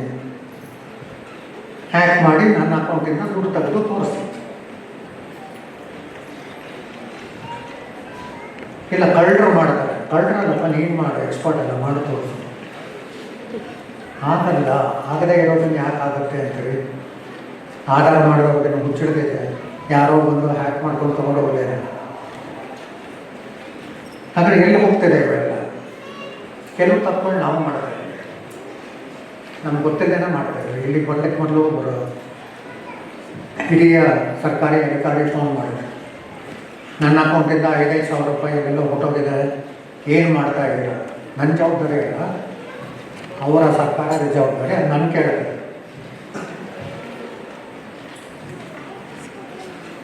ಏನು ಮಾಡಿದ್ರೆ ಏನು ಕೇಳಿದೆ? ಈ ವಾಟ್ಸಪ್ಪನ್ನು ಪ್ರಾಯಶಃ ಎಲ್ಲರೂ ಬಳಸ್ತಾರೆ ಅನ್ಸುತ್ತೆ. ಬಳಸ್ತಾ ಇರೋರು ಇದ್ದಾರೆ, ಎಲ್ಲ ಬಳಸ್ತಾರೆ. ಇನ್ಸ್ಟಾಗ್ರಾಮ್, ಇನ್ನೂ ಏನೇನೋ ಇದೆಯಲ್ಲ, ಟೆಲಿಗ್ರಾಮ್, ಸಿಗ್ನಲ್, ಯಾವುದು ಬೇಕಾದ್ರೂ ಬಳಸಿ. ಒಂದು ತಪ್ಪು ಮಾಡಬೇಡಿ. ಬೆಳಗ್ಗೆ ಎದ್ದ ತಕ್ಷಣ ಒಂದಿಷ್ಟು ಫೋಟೋಗಳು ಬರುತ್ತೆ. ದೇವ್ರ ಫೋಟೋ ಇರುತ್ತೆ, ಏನೋ ಒಂದು ಪಾಸಿಟಿವ್ ಮೆಸೇಜ್ ಇರೋವಂಥದ್ದು, ಯಾವುದೋ ಸೀನರಿ, ಸೂರ್ಯೋದಯ, ಮಕ್ಕಳು ನಗ್ತಾ ಇರೋದು, ಏನೋ ಒಂದು ಫೋಟೋ ಬರುತ್ತೆ. ಭಾಳ ಖುಷಿಯಿಂದ 20 ಜನ ಫಾರ್ವರ್ಡ್ ಮಾಡ್ತೀವಿ. ಯಾರ ಥರ ಫೋಟೋ ತೆಗೆದವರು? Professional photographs. ಯಾರ ಮಗು ಆ ಫೋಟೋದಲ್ಲಿ ಇರೋದು? ನಿಮ್ಮ ಮಗು ಫೋಟೋ ಆದರೆ ಆ ಥರ ಫ್ರೀಯಾಗಿ ಶೇರ್ ಮಾಡ್ತೀರಾ? ಯಾರೋ ಗಂಡ ಹೆಂಡತಿ ನಿಂತಿರ್ತಾರೆ, ಅವ್ರ ಫೋಟೋನ ತೆಗೆದಿರ್ತಾರೆ, ಅವ್ರು ಯಾರು, ನಾವು ಯಾರು? ಚೆನ್ನಾಗಿತ್ತು ಫಾರ್ವರ್ಡ್, ಚೆನ್ನಾಗಿತ್ತು ವಿಡಿಯೋ ಫಾರ್ವರ್ಡ್, ಚೆನ್ನಾಗಿತ್ತು ಆಡಿಯೋ ಫಾರ್ವರ್ಡ್. ಯಾಕೆ ಮಾಡ್ತೀವಿ? ಇವೆಲ್ಲ ಪ್ರೊಫೆಷ್ನಲ್ಸ್ ತೆಗೆದಿರೋದು. ಯಾರು ತೆಗೆದ್ರು, ಎಲ್ಲಿ ತೆಗೆದ್ರು ಏನೂ ಇಲ್ಲ. ಅವ್ರ ಅನುಮತಿ ತೊಗೊಂಡಿದ್ದೀರಾ? ಇಲ್ಲ. ಬಂತು ಆ ಗ್ರೂಪಲ್ಲಿ ಯಾರೋ ಹಾಕ್ಕೊಂಡ್ರು, ಅದನ್ನು 20 ಜನ ಲೈಕ್ ಮಾಡಿದ್ರು, 20 ಜನ ಫಾರ್ವರ್ಡ್ ಮಾಡಿದ್ರು. ಏನಾಯಿತು? ಈ ಫೋಟೋಗಳು ಸುಮ್ಮನೆ ಬರಲ್ಲ ಸರ್. ಆ ಫೋಟೋದಲ್ಲಿ ನೀವು ನಿಮ್ಮ ಫೋನೇ ತೆಗೆದು ನೋಡಿ, ಯಾರು ಬೇಕಾದ್ರೆ ಈಗ ಯಾರು ಫೋನ್ ತೆಗೆದು ನೋಡಿ, ನಿಮ್ದೇನಾದ್ರು ಬಂದಿರುತ್ತಲ್ಲ ಬೇರೆ message, good morning, good evening, ಏನೋ ಒಂದು ಬಂದಿರುತ್ತಲ್ಲ, ಎಲ್ಲೋ ಒಂದು ಕಡೆ ಡಾರ್ಕ್ ಸ್ಪಾಟ್ ಅಂತ, ಬ್ಲ್ಯಾಕ್. ಹೀಗೆ ಬಾವುಟ ಇರ್ತದೆ, ಬಾವುಟ ಹೈಲೈಟ್ ಆಗುತ್ತೆ, ಬಾವುಟದ ಹಿಂದೆ ಎಲ್ಲೋ ಒಂದು ಕಡೆ ಶಾಡೋ ಮಾರ್ಕ್ ಆಗ್ತದೆ, ಕಪ್ಪು ಭಾಗ. ನಾವು ಗಮನ ಎಲ್ಲ ಬಾವುಟದ ಮೇಲೆ ಹೋಗೋದು. ಆ ಕೊನೆಯಲ್ಲೋ ಮೂಲೆಯಲ್ಲೋ ಇರುವಂಥ ಆ ಚುಕ್ಕಿ ಕಡೆ ಗಮನ ಹೋಗಲ್ಲ. ಆ ಚುಕ್ಕಿನಲ್ಲಿ ಒಂದು ಸಾಫ್ಟ್ವೇರನ್ನು ಇಟ್ಟಿರ್ತಾರೆ, ಅದನ್ನು ನಾವು ಎಕ್ಸ್ಪ್ಲಾಯ್ಟ್ ಕಿಟ್ ಅಂತ ಕರಿತೀವಿ. ಸೊ ನೀವು ಈ ಫೋಟೋ ಲೈಕ್ ಮಾಡಿದ್ರೆ, ಫಾರ್ವರ್ಡ್ ಮಾಡಿದ್ರೆ, ವಿಡಿಯೋ ನೋಡಿದ್ರೆ, ಪುಸ್ತಕ ಡೌನ್ಲೋಡ್ ಮಾಡ್ಕೊಂಡು ಫ್ರೀಯಾಗಿ ಓದಿದ್ರೆ, ಬಿಟ್ಟಿಯಾಗಿ ಪಿಕ್ಚರ್ ನೋಡಿದ್ರೆ, ಈ ಸ್ಪಾಟ್ಗಳು ಬಂದು ನಿಮ್ಮ ಮೊಬೈಲ್ ಫೋನಲ್ಲಿ ಕೂತ್ಕೊಳ್ಳುತ್ತೆ. ಏನು ಮಾಡಲ್ಲ, ಅದ್ರ ಪಾಠದ ಕೂತಿದೆ. ನೀವು ಯಾವಾಗಾದರೂ ನಿಮ್ಮ ಬ್ಯಾಂಕ್ ಆಪ್ರೇಟ್ ಮಾಡಬೇಕಾದಾಗ ಸ್ಕ್ರೀನ್ಶಾಟ್ ತಗೊಳುತ್ತೆ. ನೀವು ಯಾರ ಜೊತೆ ಮಾತಾಡ್ತೀರಾ ರೆಕಾರ್ಡ್ ಮಾಡಿಕೊಡುತ್ತೆ. ನೀವು ಬರ್ತಲ್ಲ OTP, SMS ಎಲ್ಲವನ್ನು ಕಾಪಿ ಮಾಡ್ಕೊಂಡು ಡಿಲೀಟ್ ಮಾಡುತ್ತೆ. ಇದೆಲ್ಲ ಮಾಡಿ ಏನು ಮಾಡುತ್ತೆ, ನೀವು ಯಾವಾಗಲೂ ಇಂಟರ್ನೆಟ್ ಆನ್ ಮಾಡ್ಕೊಂಡಿರ್ತೀರ, ಅದರ ಮುಖಾಂತರ ಸೈಬರ್ ಕಳ್ತನಕ್ಕೆ ಕಳಿಸುತ್ತೆ. ಸೊ ನಿಮ್ಮ ಫೋನು ಸುರಕ್ಷಿತವಾಗಿದ್ದರೆ ನಿಮ್ಮ ಹಣ ಕಳ್ಕೊಳ್ಳೋಕ್ಕೆ ಸಾಧ್ಯನೇ ಇಲ್ಲ. ಹಾಗಾದರೆ ಏನಾದ್ರು ಬಂದು ಕೂತ್ಬಿಟ್ಟಿದ್ರೆ ಏನು ಮಾಡೋದು? ಮತ್ತೆ ಯಾವುದೋ ಯೂಟ್ಯೂಬ್ ಚಾನಲ್ ನೋಡಿ ತಲೆ ಕೆಡಿಸ್ಕೊಬೇಡಿ. ಅದೆಲ್ಲ ಭಾಳ ಸಿಂಪಲ್ ಇದೆ. ನಿಮ್ಮ ಫೋನ್ ಚಾರ್ಜ್ ಮಾಡ್ತೀರಲ್ಲ, ಸಾಧಾರಣವಾಗಿ ಚಾರ್ಜ್ ಮಾಡಿದಾಗ 1 ದಿನನೋ 2 ದಿನನೋ ಉಪಯೋಗಿಸ್ತೀವಿ ನಾರ್ಮಲ್ ಆಗಿ. ಕೆಲವು ಬಾರಿ ಬ್ಯಾಟ್ರಿ ಚೆನ್ನಾಗಿದ್ದರೂ ಕೂಡ ದಿನಕ್ಕೆ 2 ಸಲ ಚಾರ್ಜ್ ಮಾಡ್ತಾ ಇದ್ದೀರಾ ಅಂದರೆ ಬ್ಯಾಕ್ಗ್ರೌಂಡಲ್ಲಿ ಈ ಸಾಫ್ಟ್ವೇರ್ ನಿಮ್ಮ ಬ್ಯಾಟ್ರಿ ಉಪಯೋಗಿಸ್ಕೊಳ್ತಾ ಇದೆ. ಒಂದೆಲ್ಲ 10 ಇರ್ಬೋದು, ನಮ್ಗೆ ಗೊತ್ತಿಲ್ಲ, ಏನೇನೋ ಡೌನ್ಲೋಡ್ ಮಾಡ್ಕೊಂಡಿದ್ವಿ, ಅವೆಲ್ಲ ಬ್ಯಾಟ್ರಿ ಉಪಯೋಗಿಸ್ಕೊಳ್ತಾ ಇದೆ. ಅಥವಾ ನೀವೇನೋ ಒಂದು ಫೈಲ್ ಸೇವ್ ಮಾಡ್ಕೊಂಡಿರ್ತೀರ ನಿಮ್ಮ ಫೋನಲ್ಲಿ, ಮುಂದೆ ಅದಕ್ಕಾರ ಬೇಕಾಗುತ್ತೆ. ನಿಮ್ಮ ಡ್ರೈವಿಂಗ್ ಲೈಸೆನ್ಸ್ ಅಂತಲೇ ಇಟ್ಕೊಳ್ಳಿ, PDF ಮಾಡಿ ಇಟ್ಕೊಂಡಿದ್ದೀರಿ. ಪೊಲೀಸ್ ನಾವು ಕೇಳಿದಾಗ ತೆಗೆದ್ರೆ ಓಪನ್ ಆಗಲ್ಲ, PDF ಕರಪ್ಟ್ ಆಗಿದೆ ಅಂತ ತೋರಿಸೋದು, ಯಾವುದೋ ಫೋಟೋ ಡಿಲೀಟ್ ಆಗೋಗಿರುತ್ತೆ, ಏನೋ ಒಂದು ಆಗಿರುತ್ತೆ. ಅದರ ಅರ್ಥ ಈ ಎಕ್ಸ್ಪ್ಲಾಯ್ಟ್ ಕಿಟ್ ನಿಮ್ಮ ಫೋನಲ್ಲಿ ಇದೆ. ಇದಕ್ಕೇನು ಮಾಡೋದು? ಇಲ್ಲ ಇದೆಲ್ಲ ಇಲ್ಲ, ಈ ಥರ ಇಲ್ಲ, ಅಥವಾ ಇದ್ರೂ ಅಷ್ಟೇ ಇಲ್ಲಿದ್ರೂ ಅಷ್ಟೇ, ನೀವೇನೋ R&D ಮಾಡೋಕ್ಕೆ ಹೋಗ್ಬೇಡಿ. ಆಥರೈಸ್ಡ್ ಸರ್ವಿಸ್ ಸೆಂಟರ್ ಅಂತ ಇರುತ್ತೆ. ಉದಾಹರಣೆಗೆ ಸ್ಯಾಮ್ಸಂಗ್ ತೊಗೊಂಡ್ರೆ ಅವ್ರದ್ದೊಂದು ಆಥರೈಸ್ ಸರ್ವಿಸ್ ಸೆಂಟರ್ ಅಂತ ಇರುತ್ತೆ. ಅವರು ಹೋಗಿ ನಿಮ್ಮ ಫೋನನ್ನು ಕೊಡಿ, ಚೆಕ್ ಮಾಡಲಿಕ್ಕೆ ಕೇಳಿ. ಚಾರ್ಜ್ ಮಾಡ್ಬೋದು, 500 ರೂಪಾಯಿ ತೊಗೊತಾರೆ, ಏನೋ ತೊಗೊಳ್ತಾರೆ. ಅವರಲ್ಲಿ ಟೂಲ್ಸ್ ಇರುತ್ತೆ, ಟೆಕ್ನಿಷಿಯನ್ಸ್ ಇರ್ತಾರೆ. ಮೊಬೈಲ್ ಶಾಪಲ್ಲ, ಆಥರೈಸ್ ಸರ್ವಿಸ್ ಸೆಂಟ್ರಿಗೆ ಹೋಗಿ, ಆ್ಯಪಲ್ ಆಗಿರ್ಬೋದು, ಸ್ಯಾಮ್ಸಂಗ್ ಆಗಿರ್ಬೋದು, ಯಾವುದು ಅವರೊಂದು ಕರೆಕ್ಟಾಗಿ ಮಾಡೋದು ಅರ್ಧ ಗಂಟೆ 1 ಗಂಟೆನಲ್ಲಿ ಚೆಕ್ ಮಾಡಿ ಕೊಡ್ತಾರೆ. ಆ ಥರ ಇದ್ದರೆ ಕ್ಲೀನ್ ಮಾಡೋ ಕೊಡ್ತಾರೆ. ಅವ್ರು ಕ್ಲೀನ್ ಮಾಡಿ ಕೊಟ್ಟ ಮೇಲೆ ಮತ್ತೆ ನಿಮ್ಮ ಫೋನಿಗೆ ಇದು ಬರಬಾರದು ಅಂದರೆ ಈ ಫಾರ್ವರ್ಡ್ಗಳು ಬರುತ್ತಲ್ಲ ನಿಮಗೆ ಓಪನ್ ಕೂಡ ಮಾಡಿ. ನಿಮ್ಮ ಫೋನ್ ಸೆಟ್ಟಿಂಗ್ ಇರುತ್ತೆ, ask before download and disable ಮಾಡಿ. ಏನೇ ಬಂದರೂ ಆಟೋ ಡೌನ್ಲೋಡ್ ಆಗ್ಬಾರ್ದು.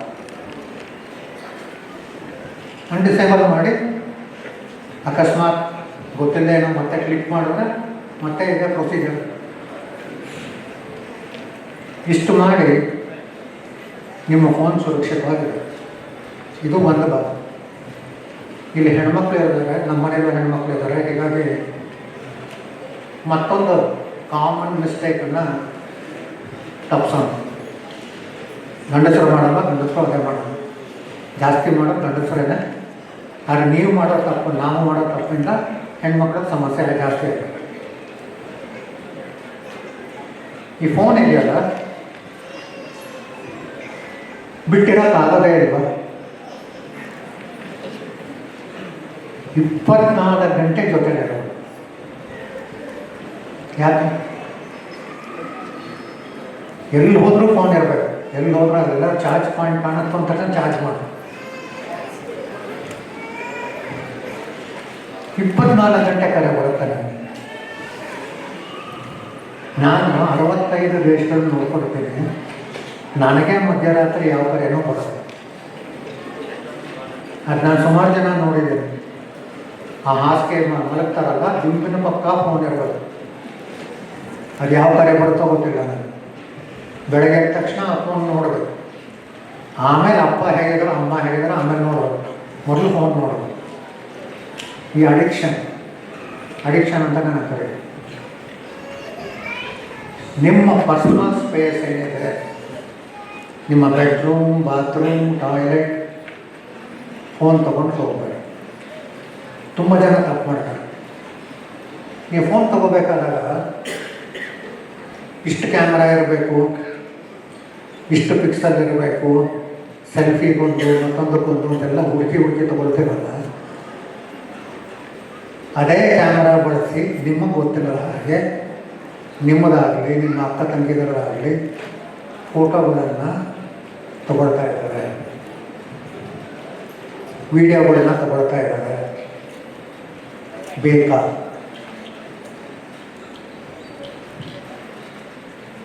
ಇಂಟರ್ನೆಟ್ ದುಡ್ಡು ಕೊಟ್ಟಿದ್ದೀವಿ, ಖಂಡಿತ ಸರ್. ಬೇಕಾದಾಗ ಆನ್ ಮಾಡ್ಕೊಳ್ಳಿ, ಬೇಡವಾದಾಗ ಡಿಸೇಬಲ್ ಮಾಡಿ.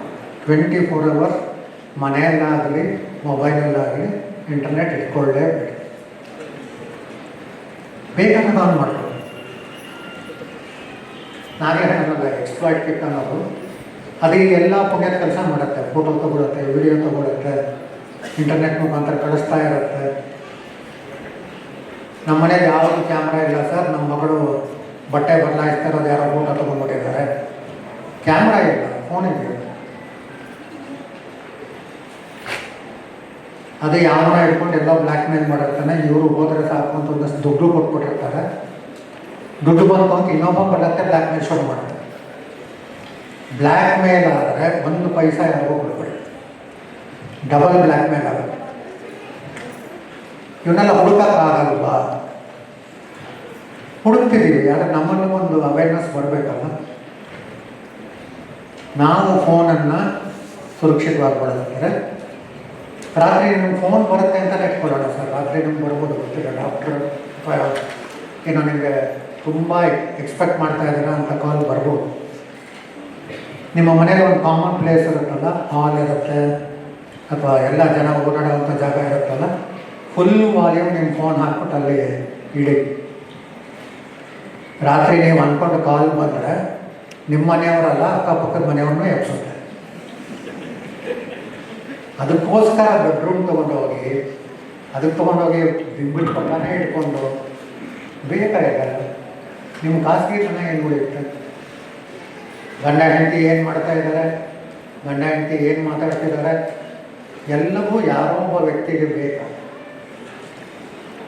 ಅವನನ್ನು ಸದುಪಯೋಗ ಮಾಡ್ಕೊತಾನೆ, ದುರುಪಯೋಗನೇ ಮಾಡ್ಕೊತಾನೆ. ದಯವಿಟ್ಟು ಇದನ್ನು ಮಕ್ಕಳಿಗೆ ತಿಳಿಸೇಳಿ. ಯಾಕಂದರೆ ಮಕ್ಕಳಿಗೆ ತಿಳಿಸಿದಾಗ ಅಪ್ಪ ಅಮ್ಮ ತಪ್ಪು ಮಾಡ್ತಾಯಿದ್ರೆ ಮಕ್ಕಳು ತಿಂತಾರೆ. ನಾವು ಅಪ್ಪ ಅಮ್ಮ ಮರೆತು ಬಿಡ್ತೀವಿ, ಯಾಕಂದರೆ ಇದೆಲ್ಲ ಮುಖ್ಯ ಅಲ್ಲ. ಮಕ್ಕಳಿಗೆ ತಿಳಿಸಿ. ಮಕ್ಕಳ ಮೇಲೆ ತುಂಬ ದೌರ್ಜನ್ಯ ನಡೀತದೆ. ಈ ಗೊಂಬೆಗಳು ತಗೊಳ್ತೀರಲ್ಲ, ಟೆಡಿ ಬಿಯರ್, ಆಮೇಲೆ ಏನೋ ಎಲೆಕ್ಟ್ರಾನಿಕ್ ಟಾಯ್ಸ್ ಅಂತೆಲ್ಲ ಬಂದಿದೆ. ಮಾತಾಡುತ್ತೆ, ರೋಬೋ ಥರ ಆಗುತ್ತೆ, ಮಕ್ಕಳು ಖುಷಿ ಆಗುತ್ತೆ. ಬ್ರ್ಯಾಂಡೆಡ್ ಕಂಪ್ನಿ ತಗೊಳ್ಳಿ. ಚೀಪ್ ಆಗಿದೆ ಅಂತ ಈ ಚೈನಾ ಮೇಡೋ ಯಾವುದೋ ತಗೊಳ್ಳಕ್ಕೆ ಹೋಗ್ಬೇಡಿ. ಅದರಲ್ಲೂ ಕೂಡ ಹ್ಯಾಕ್ ಮಾಡಿ ಮಕ್ಕಳ ಮೇಲೆ ಒಂದು ದೌರ್ಜನ್ಯ ನಡೆಸ್ತಾ ಇದ್ದಾರೆ. ಮಕ್ಕಳ ವಿಡಿಯೋ ಮಾಡ್ಕೊಳ್ತಾ ಇದ್ದಾರೆ, ಮಕ್ಕಳ ಮೇಲೆ ಲೈಂಗಿಕ ದೌರ್ಜನ್ಯ ನಡೆಸ್ತಾ ಇದ್ದಾರೆ. ಇದು ತುಂಬ ನೀವು ಪ್ರೀತಿಯಿಂದ ಕೊಟ್ಟ ಗೊಂಬೆ ನಿಮ್ಮ ಮಗುವಿಗೆ ತೊಂದರೆ ಆಗುತ್ತೆ. ಅನೇಕ ಕಡೆ ಇದನ್ನು ಕಂಡುಹಿಡಿದಿದೆ. ಸೊ ಈ ಥರ ಕೆಲವು ಮುನ್ನೆಚ್ಚರಿಕೆಗಳನ್ನು ತಗೊಳ್ಳಿ. ಈ ಡೀಪ್ ಫೇಕ್ ಬಗ್ಗೆ ಕೊನೆಯದಾಗಿ ಹೇಳ್ತೀನಿ. ಈಗ ನಡೀತಾ ಇರೋದೆಲ್ಲ ಇಷ್ಟೆಲ್ಲ ಅವೇರ್ನೆಸ್ ಕ್ರಿಯೇಟ್ ಆದರೂ ಕೂಡ ನಡೀತಾ ಇದೆ. ಯಾರು ಮಾಡ್ತಾ ಇದ್ದಾರೆ ಅಂತ ಯಾರು ಮಾತಾಡ್ತಾ ಇಲ್ಲ, ಅದ್ರ ಬಗ್ಗೆ ಮಾತಾಡ್ತಾರೆ. ಎಲ್ಲರೂ ಡೀಪ್ ಫೇಕ್ ಮಾಡೋಕ್ಕಾಗಲ್ಲ, ಎಲ್ಲರೂ ಮಾಡೋಕ್ಕೆ ಸಾಧ್ಯನೇ ಇಲ್ಲ. ಒಂದು ವಿಡಿಯೋ ಎಡಿಟ್ ಮಾಡ್ಬೋದು ನೀವು. ಆ ಒಂದು ವಿಡಿಯೋದಲ್ಲಿ ಯಾರಿಗೋ ಮುಖ ಯಾರಿಗೋ ಸೇರಿಸಿ, ಇದು ಮೊದಲಿಂದ ಮಾಡ್ಕೊಂಡು ಬಂದಿದ್ದಾರೆ, ಇದನ್ನು ಹೊಸದಲ್ಲ. ವಿಡಿಯೋ ಎಡಿಟಿಂಗ್ ಯಾವಾಗಲೂ ಮಾಡ್ತಾರೆ. ಸ್ವಲ್ಪ ಬುದ್ಧಿವಂತ ಇದ್ದರೆ ಆಡಿಯೋನೂ ಸೇರಿಸ್ಕೋಬೋದು. ಡೀಪ್ ಫೇಕನ್ನು ನೀವು ಮಾಡಲೇಬೇಕಾದ್ರೆ ನಾನು ಕೊಡೋ ಪ್ರೆಸೆಂಟೇಷನಲ್ಲಿ ಒಂದು ಸ್ಲೈಡ್ ಇದೆ, ನಿಮಗೆ ಹೇಳ್ಕೊಡ್ಬೇಕಲ್ಲ ಅದು ಎಷ್ಟು ಕಾಂಪ್ಲಿಕೇಟೆಡ್ ಇದೆ. ಸುಮಾರು 100 ಟೆಕ್ನಾಲಜಿಗಳನ್ನು ಬಳಸಬೇಕಾಗುತ್ತೆ. 100ರಲ್ಲಿ ಅವನು ಎಕ್ಸ್ಪರ್ಟ್ ಇರ್ತಾನೆ. ಯಾವುದೋ ಸಣ್ಣ ಊರಲ್ಲಿ ಕೂತ್ಕೊಂಡು ಡೀಪ್ ಫೇಕ್ ಮಾಡಿಬಿಟ್ಟು ಅನ್ನೋ ಸಾಧ್ಯನೇ ಇದೆ. ಮನೆಗೆ ಕೂತ್ಕೊಂಡು ಮಾಡಿದ್ರೆ ಸಾಧ್ಯನೇ ಇದೆ. ಸೊ ಡೀಪ್ ಫೇಕನ್ನು ಸುಮ್ಮನೆ ನಮ್ಮಂಥವ್ರಿಗೆ ಹೆದರಿಸಲಿಕ್ಕೆ ಮಾಡಲಿಕ್ಕೆ ಯಾರೂ ಮಾಡೋದಿಲ್ಲ. ಕಂಡು ಹಿಡಿಬೋದ? ಖಂಡಿತ ಕಂಡು ಹಿಡಿತೀವಿ. ಎಷ್ಟು ಸೈಬರ್ ಅಪರಾಧ ನಡೆಯುತ್ತೆ ಮತ್ತು ನಾವೆಷ್ಟು ಸುರಕ್ಷಿತವಾಗಿದ್ದೀವಿ ಅಂತ ತುಂಬ ಜನ ಗೊತ್ತಿಲ್ಲ. ಬೈತೀವಿ, ಭಾರತದಲ್ಲಿ ಹಂಗಾಯಿತು, ಭಾರತದಲ್ಲಿ ಹಿಂಗಾಯಿತು, ಸರ್ಕಾರ ಏನು ಮಾಡ್ತಿದೆ, ಪೊಲೀಸರು ಏನು ಮಾಡ್ತಿದ್ದಾರೆ, ಅದು ಇವತ್ತೆಲ್ಲ ಬೈಯೋದು ಸುಲಭ. ನಾನು ಆಗಲಿಂದ ಮಾತಾಡ್ತಾ ಇದ್ದೀನಿ, ಗೊತ್ತಿಲ್ಲ, ಪ್ರಾಬ್ಲಮ್ ಅನ್ನವರ್ ಅಂತ ಅಂದ್ಕೊಂಡ್ರೆ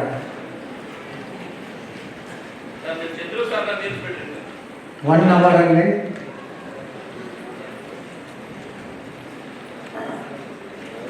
130 ದೇಶದಲ್ಲಿ, ನನ್ನ ಹತ್ರ 1 ಗಂಟೆನಲ್ಲಿ 130 ದೇಶದಲ್ಲಿ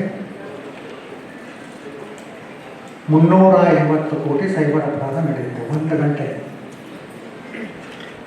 ಸೊ 350 ಕೋಟಿನ 24 ಗಂಟೆ ಲೆಕ್ಕ ಹಾಕಿದ್ರೆ ಒಂದಿನಕ್ಕೆ ಎಷ್ಟು ಅಂತ ಗೊತ್ತಾಗುತ್ತೆ. ಭಾರತದ ಮೇಲೆ ರಿಪೋರ್ಟ್ ಆಗ್ತಿರೋದು ಪ್ರಾಯಶಃ ವರ್ಷಕ್ಕೆ 20 ಅಥವಾ 25 ಸಾವಿರ ಸೈಬರ್ ಅಪರಾಧ. ಅಷ್ಟು ಸುರಕ್ಷಿತವಾಗಿದೆ. ಇನ್ನೂ ಸುರಕ್ಷಿತವಾಗಬೇಕಾಗುತ್ತೆ. ಅದಕ್ಕೆಲ್ಲ ಸಹಕಾರ ತುಂಬ ಅಗತ್ಯ ಇದೆ. ಚಂದ್ರು ಸರನ್ನು ಮೀರಿಸಿ ವಾಪಸ್ ದೊಡ್ಡವನಲ್ಲ ನಾನು, ಹೀಗಾಗಿ ಅದಕ್ಕೆ ನಿಲ್ಲಿಸ್ತೇನೆ. ಸೊ ಪ್ರೆಸೆಂಟೇಷನ್ ನೋಡಿ ಯಾರಿಗಾದ್ರೂ ಡೌಟ್ಸ್ ಇದ್ದರೆ ಆಮೇಲೆ ಕೂಡ ಮಾತಾಡಿ.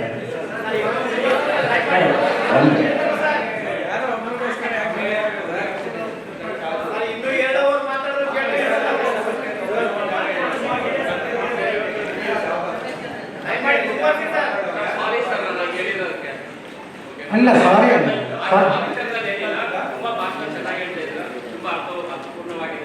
ಅಲ್ಲ ಹಾಗಲ್ಲ ನೋಡಿ, ನಾನು ಮಾತಾಡಿದ್ದು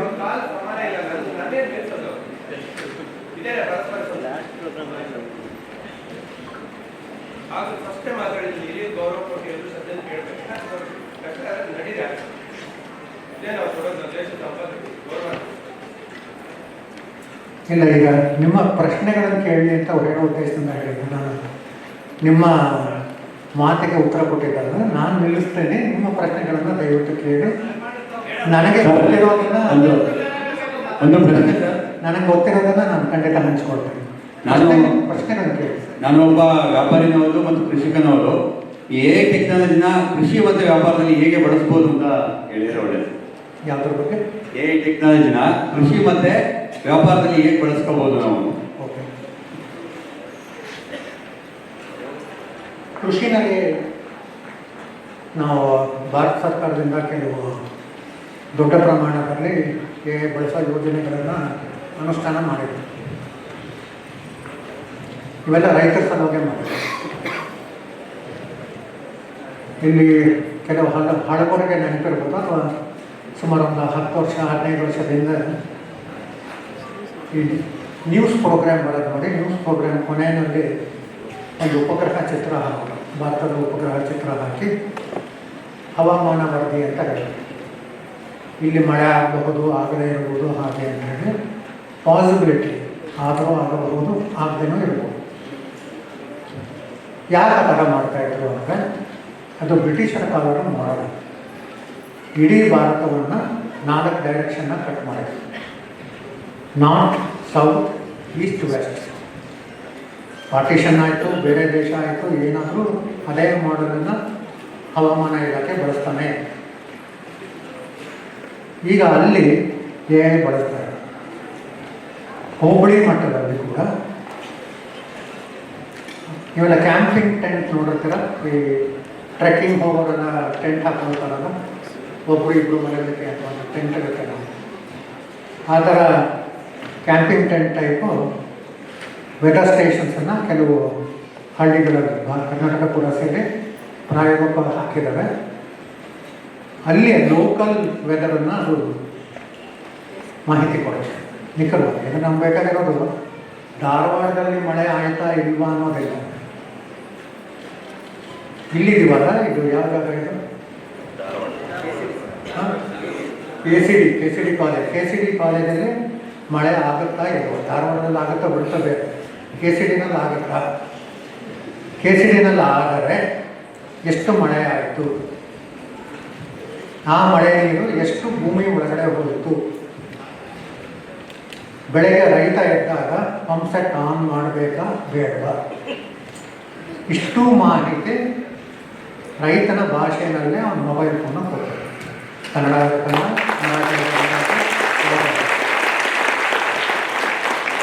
ಇಲ್ಲಿ ಬಳಸ್ತಾರೆ. ಈಗಿನ ವೆದರ್ ಫೋರ್ಕಾಸ್ಟ್ ಸಾಧ್ಯ ಆದಷ್ಟು ನಿಖರವಾಗಿದೆ, ಸಾಧ್ಯ ಆದಷ್ಟು ಹಳೆಯ ಮಾಡಲ್ಗೂ ಇದಕ್ಕೂ ಡಿಫ್ರೆನ್ಸ್ ಬರ್ತಾಯಿರೋದು. ಇದು ಮುಂದೆ ಈಗಾಗಲೇ ಸಕ್ಸಸ್ ಆಗಿದೆ. ಹೋಬಳಿ ಮಟ್ಟದಲ್ಲಿ ಇದನ್ನು ಇಂಪ್ಲಿಮೆಂಟ್ ಮಾಡಿದ್ವಿ, ಮುಂದೆ ಎಲ್ಲ ಕಡೆ ಮಾಡ್ತೀವಿ. ಇದು ಬಂತು.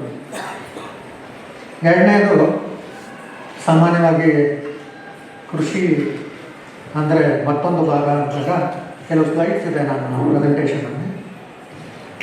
ನಮ್ಮಲ್ಲಿ ತರಕಾರಿ ಹಣ್ಣು ಬೆಳಿತೀವಿ, ಅದನ್ನು ಮಾರುಕಟ್ಟೆಗೆ ತಗೊಂಡು ಹೋದಾಗ ಆ ಕೀಳ್ತಾರಲ್ಲ, ಆ ಕೀಳೋ ಸಮಯದಲ್ಲಿ ಕಾಯಾಗಿರೋದು ಕಿತ್ತಿರ್ತಾರೆ, ಹಣ್ಣಾಗಿರೋದು ಕಿತ್ತಿರ್ತಾರೆ.